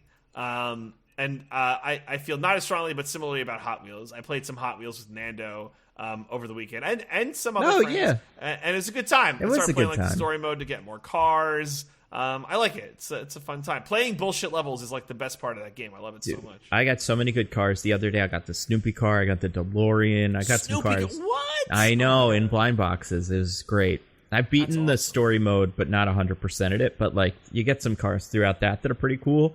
But I was so happy when I got the Snoopy car. It's pretty awesome. Top heavy though, so it's actually not that great of a car, but it's pretty cool. Nice. So that's all I got. All right, All right, Diggins, what about you? What do you have to recommend to the fine people? I watched a movie just the other day that has a very apt title because the movie's called Raw, and it's raw as fuck. Wow, never heard of this. It's a French-Belgian movie by director Julia Ducournau. It was her debut film, in fact. I believe she wrote and directed it. And it's about a young woman who is going to veterinary school. She's been a strict vegetarian her whole life, but as part of like a hazing initiation thing at her school, she's forced to eat a raw rabbit kidney. And what the fuck? She develops a taste for raw meat, particularly of a certain animal that you may see around often, if you know what I mean. Yes, man, indeed. Oh, you do see those often. You do see them quite often. So yeah, it's a very I say body horror. I don't mean in like the John Carpenter or like the Jeff Goldblum Fly version of body horror, where it's like people turn into gross stuff, but it's about a cannibal woman, and so it can get very graphic and even lurid in its depiction of that, but it's so well Sounds made. Pretty cool. It's really cool. I mean, you know, if you're like a wimp like DJ who can't handle DJ, you would hate this. Yeah, because you're a wimp. Yeah, DJ would not have fun with this because he would look at it and be like, "Oh, I'm scared. I don't like looking at the gross thing." Speechless now because you're so scared of it, you wimp. Yeah, but if you can handle that, it's so well written, it's so well paced. It's only an hour and a half, so tight 90. DJ would appreciate that. Where'd you find this? I heard about it when it came out back in 2016, and I just never got around to it until now because Julia Ducournau's new movie has come out, Titan, French for titanium. And so I was like, I want to see her first movie to see if I should go see that in a theater. And I'm definitely going to do that now because Raw is great. It's on Netflix now, so very easy. Sweet. Very easy to go watch if you want to. I am going to warn you again, content warning. It is... it's not, like I said, it's not like Jeff Goldblum The Fly. It's not like totally gross out, like, oh, horrible things. But there's some scenes that are really hard to watch. So be aware of that going in. Sounds pretty cool. I'm in. I'll watch it through my fingers like I do with other horror like gross out movies, and I'll still probably be like grossed out, but I think I'm going to be into this. I mean, if you think you can handle it, it's great. Definitely watch it. Nice. What about you? All right, I'm going to I've been reading a lot of comic stuff I've already recommended. Strange Adventures wrapped up this week, which is great, which I think I've talked about already many times in the podcast. Haven't really started anything new. Just kind of finished up some stuff. I will say one thing that sometimes I try to have slightly broader interests than just things about superheroes, but not this week. They came out with something this week that I kind of forgot was even something they were going to do. And then they did it, and it's pretty cool. I watched the Aquaman cartoon on HBO Max. Oh, is that out? Diggins? I saw the like little preview thing before Fandome. Yes, so the first episode is out. I don't know about the other ones. I don't know what their schedule's like, but you can watch episode 1, which is like a full movie. Well, not like full movie. It's like 45 minutes long. It's pretty funny. Like, I don't know who made this, but do you know, it looks like stuff that I've seen before. Yeah, like, it's got a very modern, like, cartoon style, kind of... yeah. God, what am I thinking of? That's like, kind of like OKKO, I think, is the most similar one I can think of, or like Late Adventure Time, or... Yeah. That sort of thing. Like regular show and stuff like that. I don't watch any of it, but it's all great probably. But yeah, so it's pretty funny. And it's a good Aquaman story. And you know what? The voice actors, I got Gillian Jacobs is in there. She's great. Always great.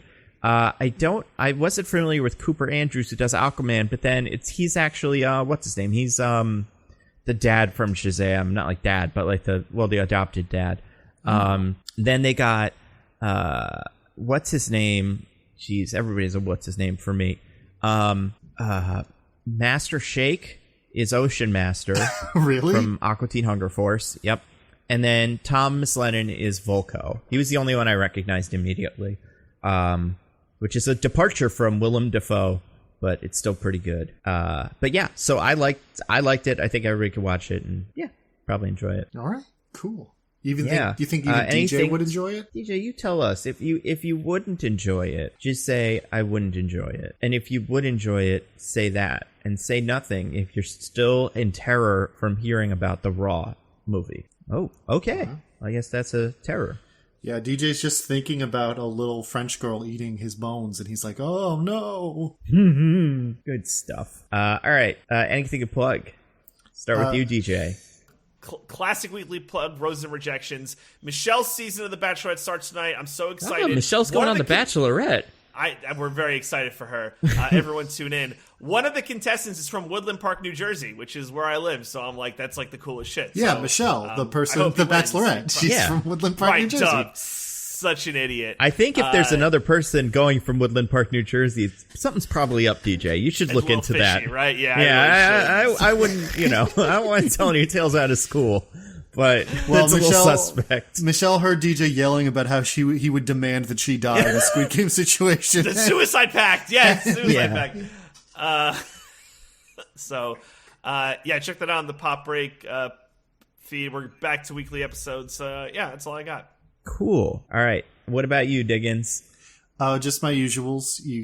My newsletter, a little perspective.substack.com, and my Twitch channel, twitch.tv/this is an odd name. We played through roughly the first half of Deltarune with my friend Bridget.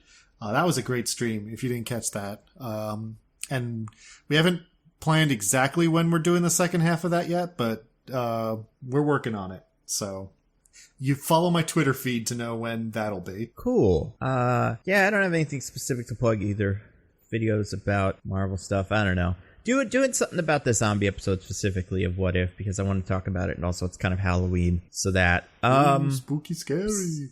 Yeah, Halloween's coming up. Speaking of Halloween, Dune next week. Dune. Yeah. Good. Yeah. Finally watch it, and it is on HBO Max. I want to say on Thursday, maybe. I don't know when they're doing it. They're doing it all weird. Apparently, it leaked online too, so that. Unscrupulous torrenting types, who obviously our listeners are all fine law-abiding citizens, but some fine upstanding people who would never break a law ever. Had they no scruples, they may have even seen it now through that. So we're gonna do it next week. I'm very excited to talk about it, and also maybe watch it again just so I could get a sense for like what happened in that movie. And watch it with like subtitles is gonna be huge, because there's so many things that I'm like, I don't know what that is, but if I can pause the movie and just Google it real quick, that'll be really helpful. I believe I'm the only member of this podcast who's read the book, so I'm the only one who's going to go in with the confidence, like, I know what the words they're going to say are. Yeah, for sure. I watched it with Hannah, who has read the books, or whatever, however many books it is, and she knew what the words meant. And I asked her afterwards, I was like, what's this word? What's this word? What's this word? And I feel like that was probably pretty annoying, but also there's just a lot of words, a lot of new words they're throwing at you. Like spites, what's that? Who could that be? Is that a guy? Who knows? We'll find out next week. What's a duke? I don't understand. Yeah. Paul? Is that the name of a person? A planet? Is that like a job? You could be a Paul? Maybe. We'll find out. DJ, anything else you want to say? Anything cool and smart, witty? Do you have anything you've been holding on to? Well, I guess that's a no. Yeah. All right, well, and in that case, I have been Nando. I am at Nando B Movies on Twitter. I'm at Zippy by Day. I'm at This Is an Odd Name. Goodbye, everybody. Goodbye.